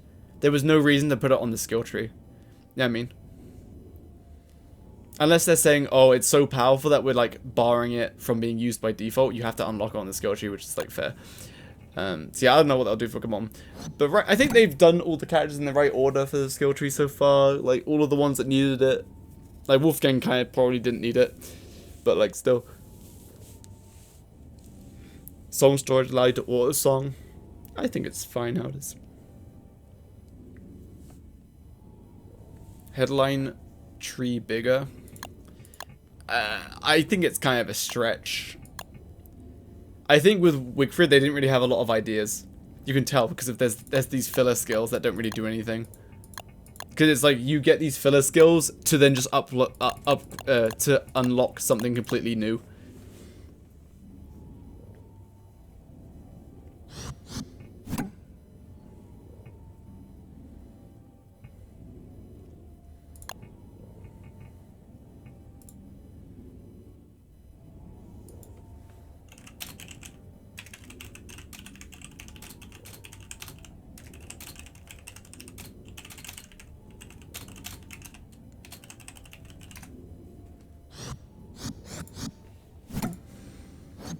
At a Lunar Flame level of ability to max out Wander or Wicker, they would just be too good. No, so I think the flame part of Willow is because she is like, she does the fire stuff, right? She does the fire stuff, so she pukes out flames. I don't know what they'll do with Maxwell because they basically already gave him, like his book is already really versatile. So I don't know what they'll do. They might make it just increase the capacity, like make it so that each worker decreases his max sanity even less, so you can just summon like 10 at a time. I kind of agree with that. It's like these are just like leading skills to like, so that to unlock these you have to spend more points, and that's what this is. But yeah, Wigfrid's skill tree I think is kind of weak in that there's no like, oh, what do I unlock? It's pretty straightforward what you unlock. Like the bee flow, eventually once it's domesticated you're not going to care for it. This, yeah, it's just like, yeah, why wouldn't I? And this you can make it, craft it, and then unlock it. This is just not a buff. It just makes it worse. This is really good. The shield is cool, but it's skippable. You don't need the shield. And then, so if you don't like the shield, you have 2 skill points spare. Reasonable buffs for those characters. They are already stronger. What Willow got. If you add skill trees, they'd be broken. Like Maxwell and Wickerbottom. What would Maxwell's skill tree even be? It would just be like buffing his shadow workers, or like, I don't know what they would do. I don't know. I'm leaving the stream. Goodbye, Century Gaming. Have a nice night to yourself too. I thought you could unlock the whole tree. You only get limited points. No, you get 15 points. After surviving 160 days in total, I think, you get 15 points. And then you have to choose where you spend them. Is the helmet really worth unlocking? It seems kind of expensive and doesn't do anything amazing. I mean, it's like, no, I guess you don't need it. But what else are you going to spend the points on? You know what I mean?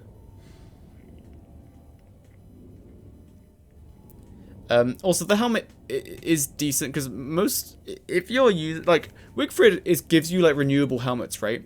And with this helmet, as long as you're not like getting hammered, when you attack with it, it does regen at a very reasonable rate. Like it goes up like 1% or 2 every time you hit something.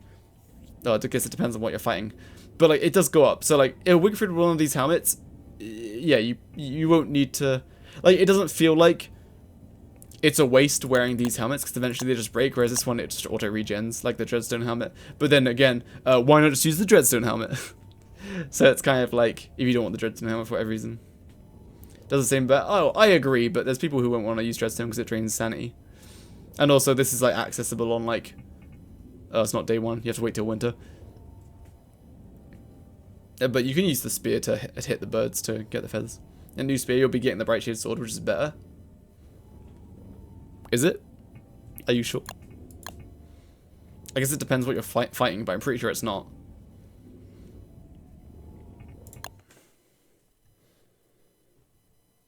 Even if you ignore the speed bonus and dash.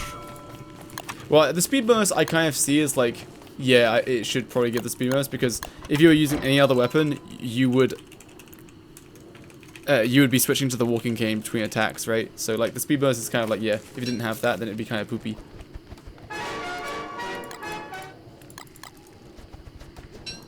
Spear is post rift. Yes. Well, you don't need to unlock the rifts, but you do need to do a Wagstaff experiment. So you technically don't have to kill. So technically, it's not post rift.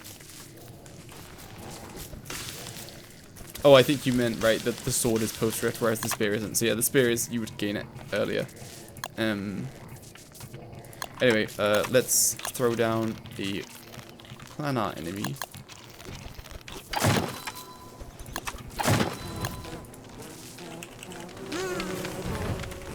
So I'm pretty sure this spear would be better. 67, 69. So no, this charged lightning spear is better than Bright Shade Sword. And then it also gives the speed bonus and it has the dash. And then if your target is wet as well, then it's even better. So I don't know where you got that from. Bits of the spear make it way better than the sword. Oh yeah, I mean I wasn't disagreeing with that. Like I think the spear is just straight up better, just straight up better. There's no doubt. It does more damage, does more planar damage, I think. This does, is this 18 or 23? I think it's 20 something planar damage. Hold on, I forgot. Oh, it's 30 planar damage, but this thing's physical damage is higher, so it does come out on top just by 2 damage. But I think eventually the Bright Shade Sword might come out on top. If you had like Volt Goat Jelly? No, I know why that, okay. How much does it recharge other spears by? Ha! Oh yeah, right. I also thought it recharged other spears, like when other people were wearing them, but it doesn't recharge other people's spears, it's only the spears in your inventory. Oh, it's the best music, guys. Crank up that. Wow, I love Christmas music.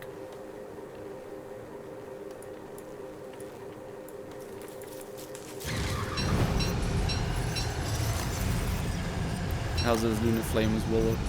Part about the spear is that it makes Wigfrid better at killing birds than Walter, which... That's funny. Yo, you're right. Think a Weber skill tree would look like? Honestly, I don't know, because they did the Weber rework really well. The Weber rework was pretty well done, I think. Because it makes you be able to move spiders around. I don't know. They'll just do some balls. Good gosh, I missed a myth making so much noise. Alright, let me see.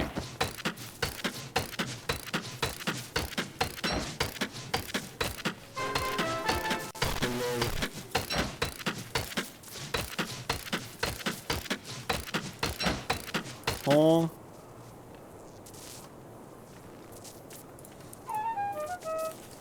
Yeah, let's go to the media request page. Boy, oh boy, what we got here. Ramstein. Wow. Anyway, so if I dash with the spear, how much will it regen my other spears? Higher! It doesn't. Wait, it doesn't work against these things. Higher! Yeah, it doesn't restore them. Yeah, because that's what it says it does, right? It says, this attack repairs charged lightning spears if it hits a target. Yeah, it's just the wording is weird, but it means it will repair a charged lightning spear when that charged lightning spear hits. But it does all lightning spears, but they have to hit. So if it's in your inventory, it doesn't restore them. It says I've already beat CC. Yeah, maybe. I'm pretty sure with that requirement, you have to kill it with that character. But, so the durability restoration, it's 2% if you it's 3 durability. 3 durability if you hit 1, and if you hit 2, it's presumably 6 durability. Like 2 or more, it's 6 durability, but I don't know for sure. Oh, I was at 97% durability. 2 horns is kind of expensive. I think it's well worth it. 2 horns is like not that expensive. Goodness gracious, you get it down below 96. To spawn 2 dummy targets. No, I do things the hard way. You should know this by now. Yeah, and now you can dupe Vault Goat horns without like trying to RNG herds into getting spawns. Jake loves the hard way. Yes, burn the evil Wigfrid. Burn the evil Wigfrid. She's witch, yes. Look, she can teleport. Witch. Right, how do I get gold Wigfrid? Oh, wait. Editor, I'm sorry to give you a second clip, but I forgot to show off gold Wigfrid. Did I forget to show off anything else for the video? I stopped recording 20 minutes ago. Give spear? No, you teach me how. Make the normal spear. Is it worth it, though? Just upgrade? Oh, I agree. With just the normal spear, you can't replenish the durability, so you gotta use the spear. Give me spear, then I teach. No. Okay, there you go. Show me Goldfrid. Spawn goat.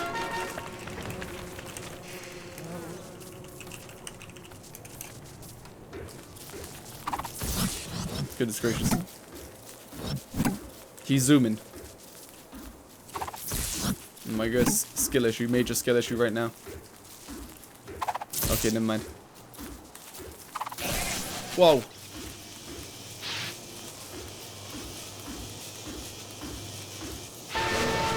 Oh, they patched it? Oh, they did? Oh, no, there you go. Yeah! Gold Wigfrid! So, when you use the dash, for a brief time you turn gold, and it seems that before the animation can, like, return you to normal color, you get stunned by the goat's electric damage. And so it keeps you in that gold color state, which is interesting, until you dash again. So now I am Goldfrid! Being hit by the goat also makes you gold. Oh. Oh, it is? I just assumed it, like, it staggers you and that animation stops the color from going away. Either way, whatever it is, epic. It only removes 1 gold effect. Oh, I see. Permanent. Well, if you disconnect, it probably goes away. But yeah, Goldfrid. Anyway, sorry, editor. Turn up music a bit. Sure. I'm just not a fan of current music. Gives a vibe that I don't like. Why can't I eat? Wigfrid, eat your milk! Eat your milk! Thank you, Father. Ah, yes. Anyway. The script for the VOG video is coming along nicely. I'm now writing how to actually build it, and then a few other things. Yeah, I'll be done writing it, like, in a day or two. And then I'm going to record building it, and then I just need to edit it. So it should be done before Christmas, like, easily. Hopefully before the patch happens, whenever that happens. And then I can actually stream the patch, because I'll have videos out. The new skill tree is good? Yes. Yes. Wigfrid is just like, yeah, she gets a new weapon, which is like her best in slot. Unless she's using the Shadow Reaper and Void Cowl and you're keeping your hit streak above like 4. Then that's probably better. But then this is just better. This is better. But then if you're fighting a wet target, then this is just even better. And then the shield I think is really fun. Here, I'm going to play with the shield. I really... Ah, heck. I can love the shield. All my homies love the shield.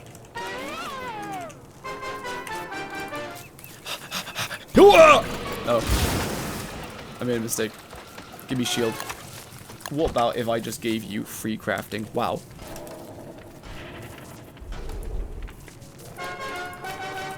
Goldfrid with a shield. How much damage is it with the Warber's helmet? It gives you 20% physical damage buff. Better abilities can probably outperform higher DPS. Better abilities can probably... Oh, I wasn't looking! Better abilities can probably outperform higher DPS. Huh? Sorry, what are you saying? Who are you attacking? Oh, it's attacking the dummy target. How much damage is it with Warber's helmet? You hit 74.4, and then there's 20 planar. So 74.4 multiplied by 1.2. That's how much damage you do with the Warber's helmet. Oh my goodness. Bright Frid. Except when I hover over you. Alright, here's the deal, boys. Clear your inventories. It is oh, we have Willow. Willow, I'm going to despawn you so you can be a Wigfrid.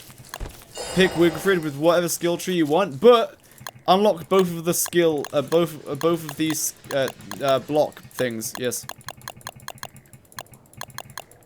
You must use the shield. I will give you 3 shields. Give me Lightning Crown. No.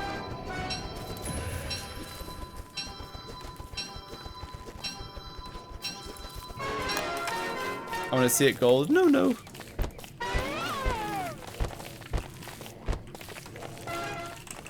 Right, we will be fighting the Celestial Chonkian on the Celestial Moon. Wigfrids. Gather. Alright, now we must listen to in-game music, and I'm going to record this and send it to the editor to use as background music when nothing on screen is happening. Gestaltfrid. Yes, you are very shiny. Oh, I'm still recording. Epic. Does the shield absorb all damage from a hit to allow others to still be in range? Does the shield absorb all damage from a hit to allow others to still be in range? No. It just blocks the damage for you. If someone else, like if there's the Murmblender attack, oh, I guess we'll see during this fight. If there's the Murmblender attack and one Wigfrid blocks late, they will get sliced up by it, and it will block damage for you.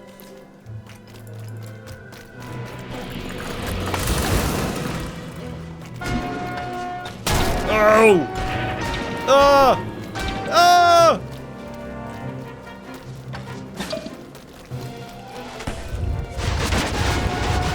Get ready to block, boys. Get ready to block.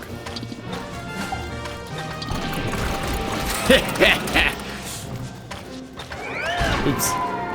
The shield does have a cooldown, though. I should be swapping between shields.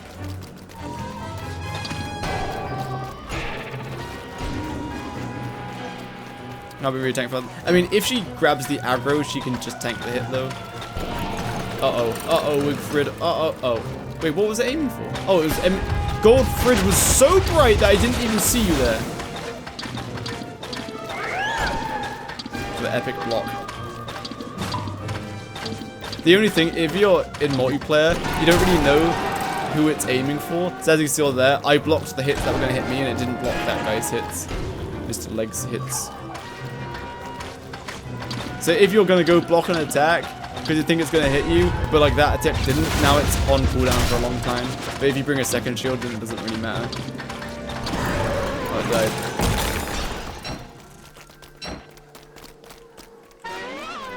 Boss do that a lot better. Yeah, if multiple people are attacking, it's hard to like tell if you're going to get hit, unless it's an AoE attack.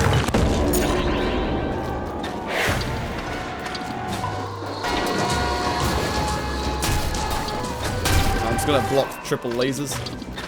All my homies love blocking triple lasers. Never mind, I didn't even block nothing. This is so stupid.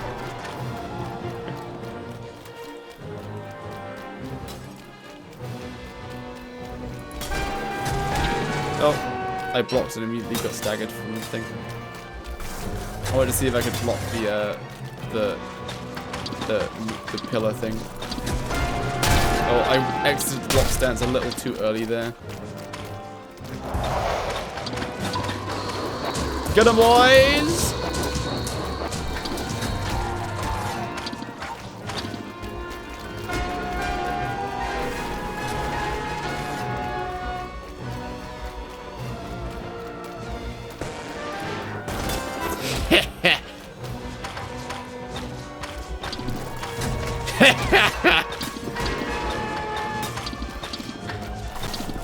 Uh-oh, I've made a mistake.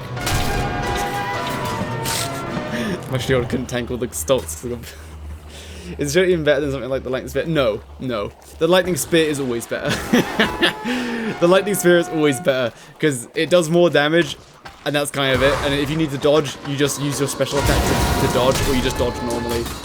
Because effectively, the shield just makes it so that you don't have to dodge. So you block, then you can start attacking immediately. But the lightning spear just doing more damage means it is just better. Unless you're just like amazing with the shield and terrible at kiting or something. But yeah, exactly. Yeah. I'm pretty sure the lightning spear is better in basically every situation. In fact, the only yeah, it's like better in every situation. Except Celestial Champion Phase 2, because it gives you 20% speed bonus. Yeah, it means after Celestial Champion starts spinning... Actually, no, you should be able to outrun it still. Yeah, never mind. Whispers, Dark Sword with Shadow Align. But if you had Shadow Align, you'd be dealing more damage with the Dark Sword against Celestial Champions, so... The spear is... the lightning spear is...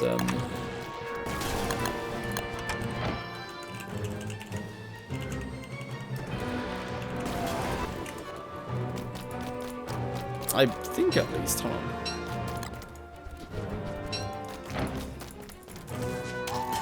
Yeah, 103 damage, and I have Shadow Alignment.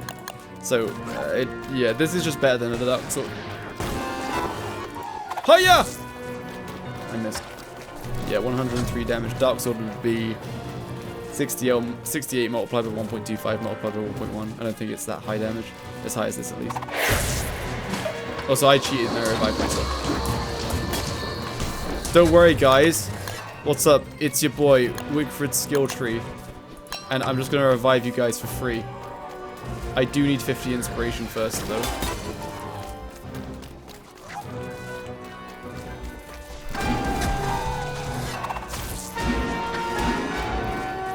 No, Wigfrid, don't go to Eeps. You must attack. I went the wrong way. I was so groggy. Goodness gracious. Guys, clearly the song is very balanced because I have skill issue and couldn't activate it because I needed 50 inspiration. Thanks. You're welcome.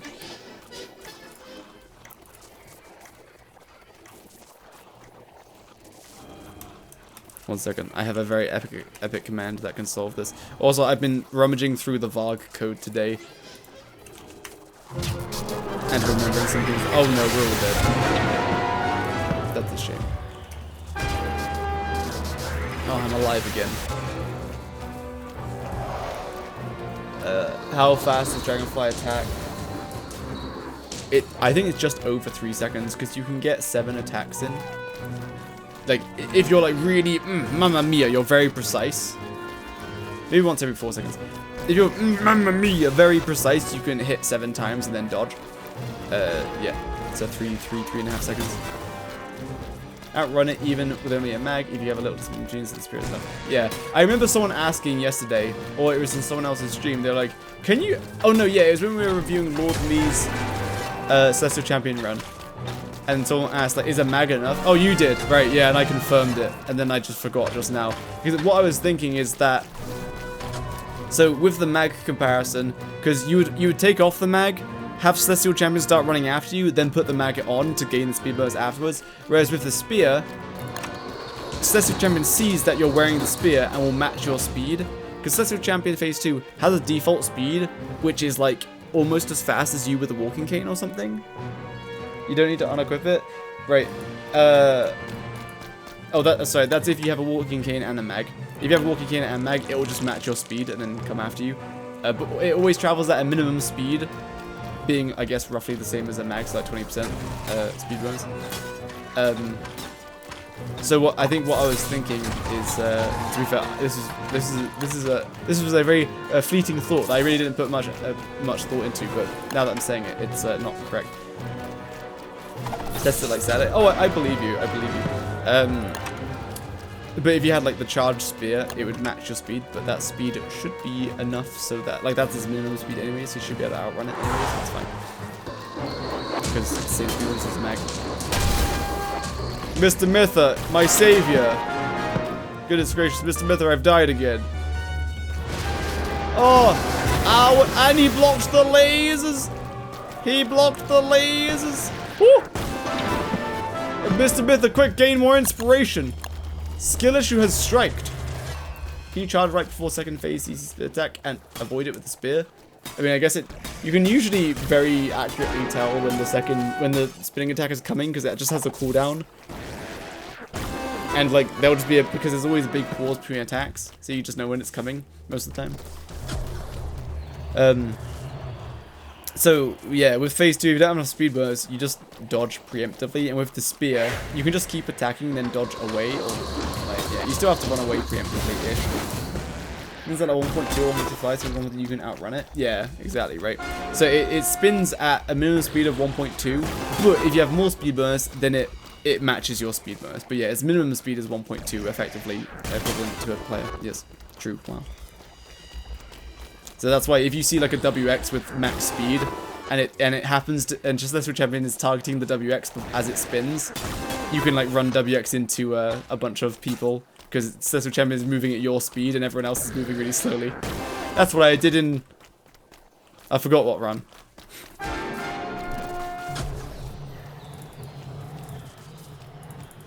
Wigfrid, stop being skillish, you just kill the Celestial Champion. What characters would be the most powerful if you could combine their buffs? I guess it depends on the scenario. On the beeflow works. Oh yeah, I guess it matches your beeflow speed.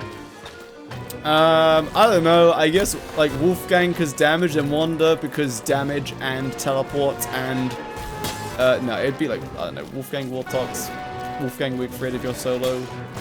Like the most powerful character, or you would go for like Wolfgang and then heavy utility like Wolfgang with the bottom, Wolfgang Maxwell. But like double damage is just so good when you're solo. If you're not solo though, double damage doesn't really matter. You'd rather have utility, so you would combine like Maxwell and Wicker. But Maxwell can already read all of the books. So how often can you fight Deaclops with the hostile flare? As often as you want until you run out of hostile flares. It's just that only one Deaclops can exist at a time. You can't deal with the stars. Yeah, why are we staying groggy for so long? I believe you can just... You know what? Let's test it. Boys, I'm going to nuke the world. Walker doesn't really have a debuff. Yeah, he really doesn't. They got rid of the hunger drain. So it's funny. Haha, yes.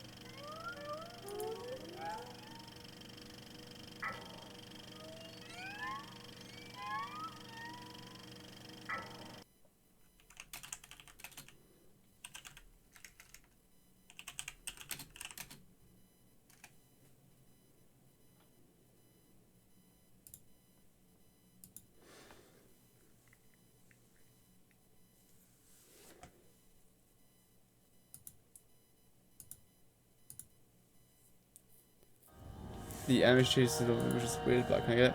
The animation change? Oh, when he switches, yeah, be mighty and not mighty.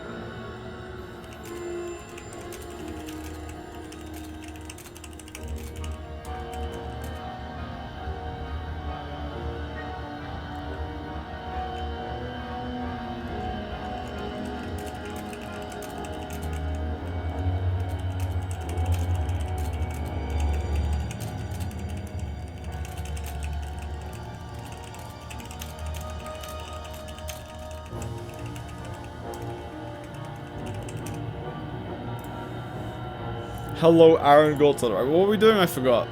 Oh yeah, we're gonna Jakeyosaurus. What's up, guys? It's your boy. It's your boy. Oh goodness. It's your boy. Mega Flare. Just gonna slam down 100 of them, and then we're just gonna switch to winter. And then, I don't know if Jakeyosaurus will spawn because it's not like 28 days or something, but I don't know if you can force the spawn. And then we just throw down Starcold Staff. And then, seizure time. Yeah, if you zoom out. So there's a Jakeyosaurus and there's a hunting party. You can't have more than one of each, like, at once. So that's why 100 hostile flares only gave us one of each.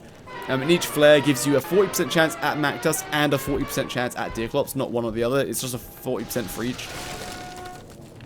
Yeah. So you set off a hostile flare, check if Jakeyosaurus spawns or not. Say hello Jakeyosaurus, goodbye Jakeyosaurus, and then you spawn more mega flares. So yeah, until you run out of flares. Oh goodness, a bright shade has arrived. So because Oh, interesting. I didn't know you... So, interesting. You can get a normal Jakeyosaurus while a crystal Jakeyosaurus. What if there's a crystal Jakeyosaurus? Anyway, if a Jakeyosaurus is transforming, you can spawn in another Jakeyosaurus. It seems they can fight each other. I don't know what will happen here. Because they can't freeze each other. They seem to be failing to damage each other as well. I would say that's good, but like, I don't think that's very good. I don't know how you try to get damage in. How did you get damage in this?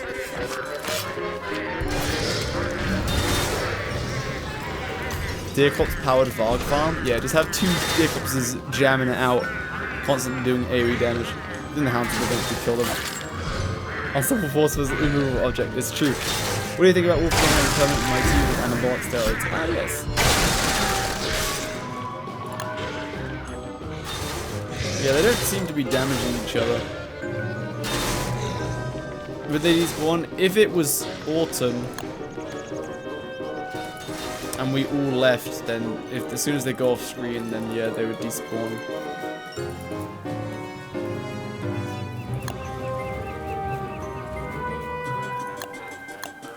So now they've been off screen and we head on back, and oh no, they're gone.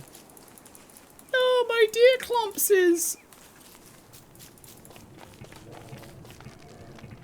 True. What if there was two? So I'll just cheat in two Jakeyosaurus and see if both of them transform when they die.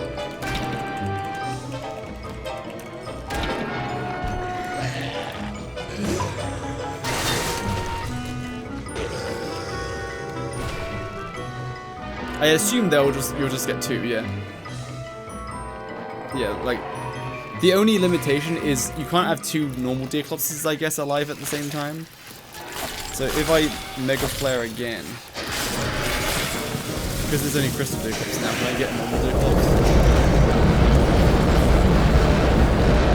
It'd be interesting if we bypass the check because... Ah, interesting! So you are straight up not meant to have a Crystal Jakeyosaurus and a normal Jakeyosaurus at the same time. Look at that! but we bypassed it because we called in the second Deerclops when the first Deerclops was still a corpse and hadn't been infested yet. So you can bypass it by doing that. Wow, I didn't know that! But cool. It doesn't run the check with the flare. It doesn't check. It only checks if there's a crystal Deerclops or a normal Deerclops alive in the world. And since there was neither, there was only a crystal. There was a Deerclops corpse, which I guess it doesn't check for. Then it spawned in a second Deerclops. So yeah, cool. I didn't know you could do that. Cool. I mean, you could summon like 100 crystals to the portal. Yeah. Of course, spawn more by burning and extinguishing the corpse. No. Well, okay, so you spawn the first Deerclops, then you can't get a second Deerclops until you kill that first Deerclops. Then while it's a corpse, because it delays the Gestalt, how much does it? Can you infinitely delay the Gestalt? Can't infest while it's burning. Like what, you burn it and just have a Flingomatic active all the time? So you kill the first Deerclops, and then while it's a corpse, you Mega Flare in a second Deerclops, and then the first Deerclops would have turned into a Crystal Deerclops. Unless you can infinitely stall out the Gestalt, then you can keep spawning as many Deerclops as you want.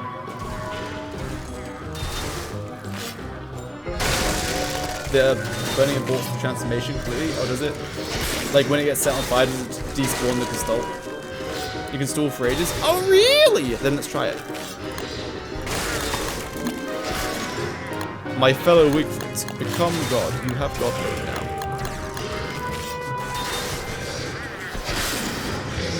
Delete these silly Deerclopses. Oh, I'll delete the things around this thing. Silly Deerclopses. Oh, did I not give you God mode? Maybe it was the first time you're proud. I'm so proud, Spud Lord.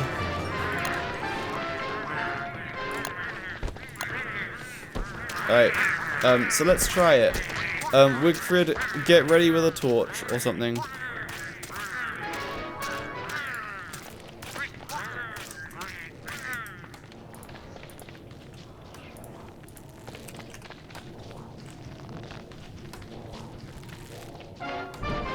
Watering can gaming, true. So I gave you free crafting, so go do whatever you want. Alright. I have the one-hit kill mode. Oh, you have the one-hit kill mode as well now.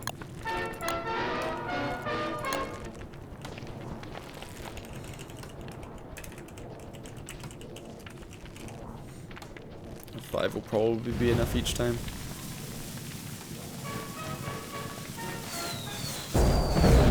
Oh, I guess you would need a player for each Deerclops, because you have to keep burning and extinguishing it, unless you can hop between multiple Deerclops corpses. Alright, there's the Deerclops. Now we just drag you over here. Oh. Let's just lure him this way. Oh, you kill him there, that's fine. Alright, you can keep delaying it now. I see him. Here comes the Gestalt. Now I Mega Flare.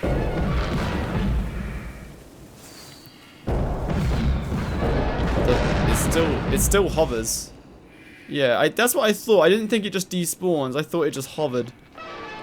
Maybe they changed it. Oh, they used to be able to work like that? Interesting.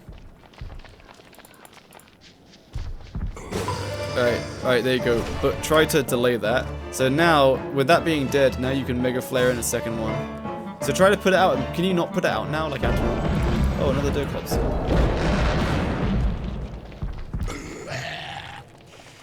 Oh, you just can't put it out now. Well, okay. You can still get two Deerclopses, which is interesting. Die burning for the corpse. It has to die burning for the corpse to stay longer. It automatically finishes burning when you extinguish it. Oh yeah, look at that. When you extinguish it, it finishes. Okay. So there's no way around it. But still, you can get two Deerclopses if you time it right, which I think is a workaround. How about Flingomatic? Yeah, as soon as it gets extinguished, it just expires. Interesting though, because you can still get two Deerclopses. If you, yeah, spawn in the second one when the first one is still a corpse. Interesting.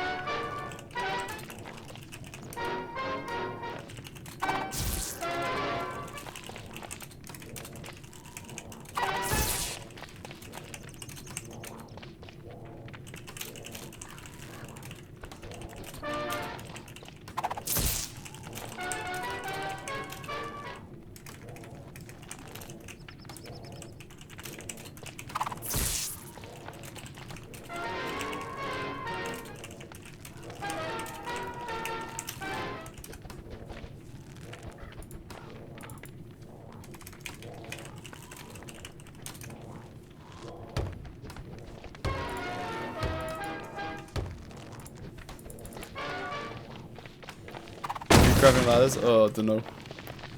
You need multiple Varg corpses. Yeah. If you can just hunt down a bunch of. With Vargs, it's different. You can just hunt. You can just have a bunch of Vargs in the world already, and then just kill them all of them. They'll all mutate.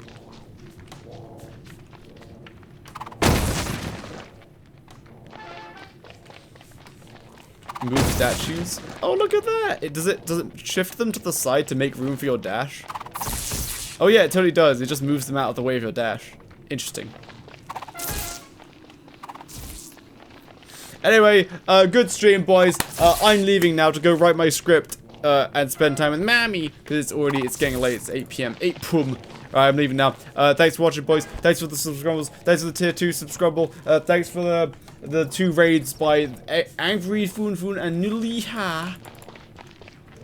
Thanks for watching, boys. I will be back at some point. I don't know when.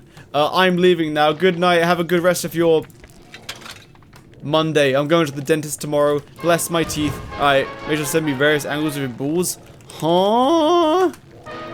Time to... Wait, is Cat Person streaming?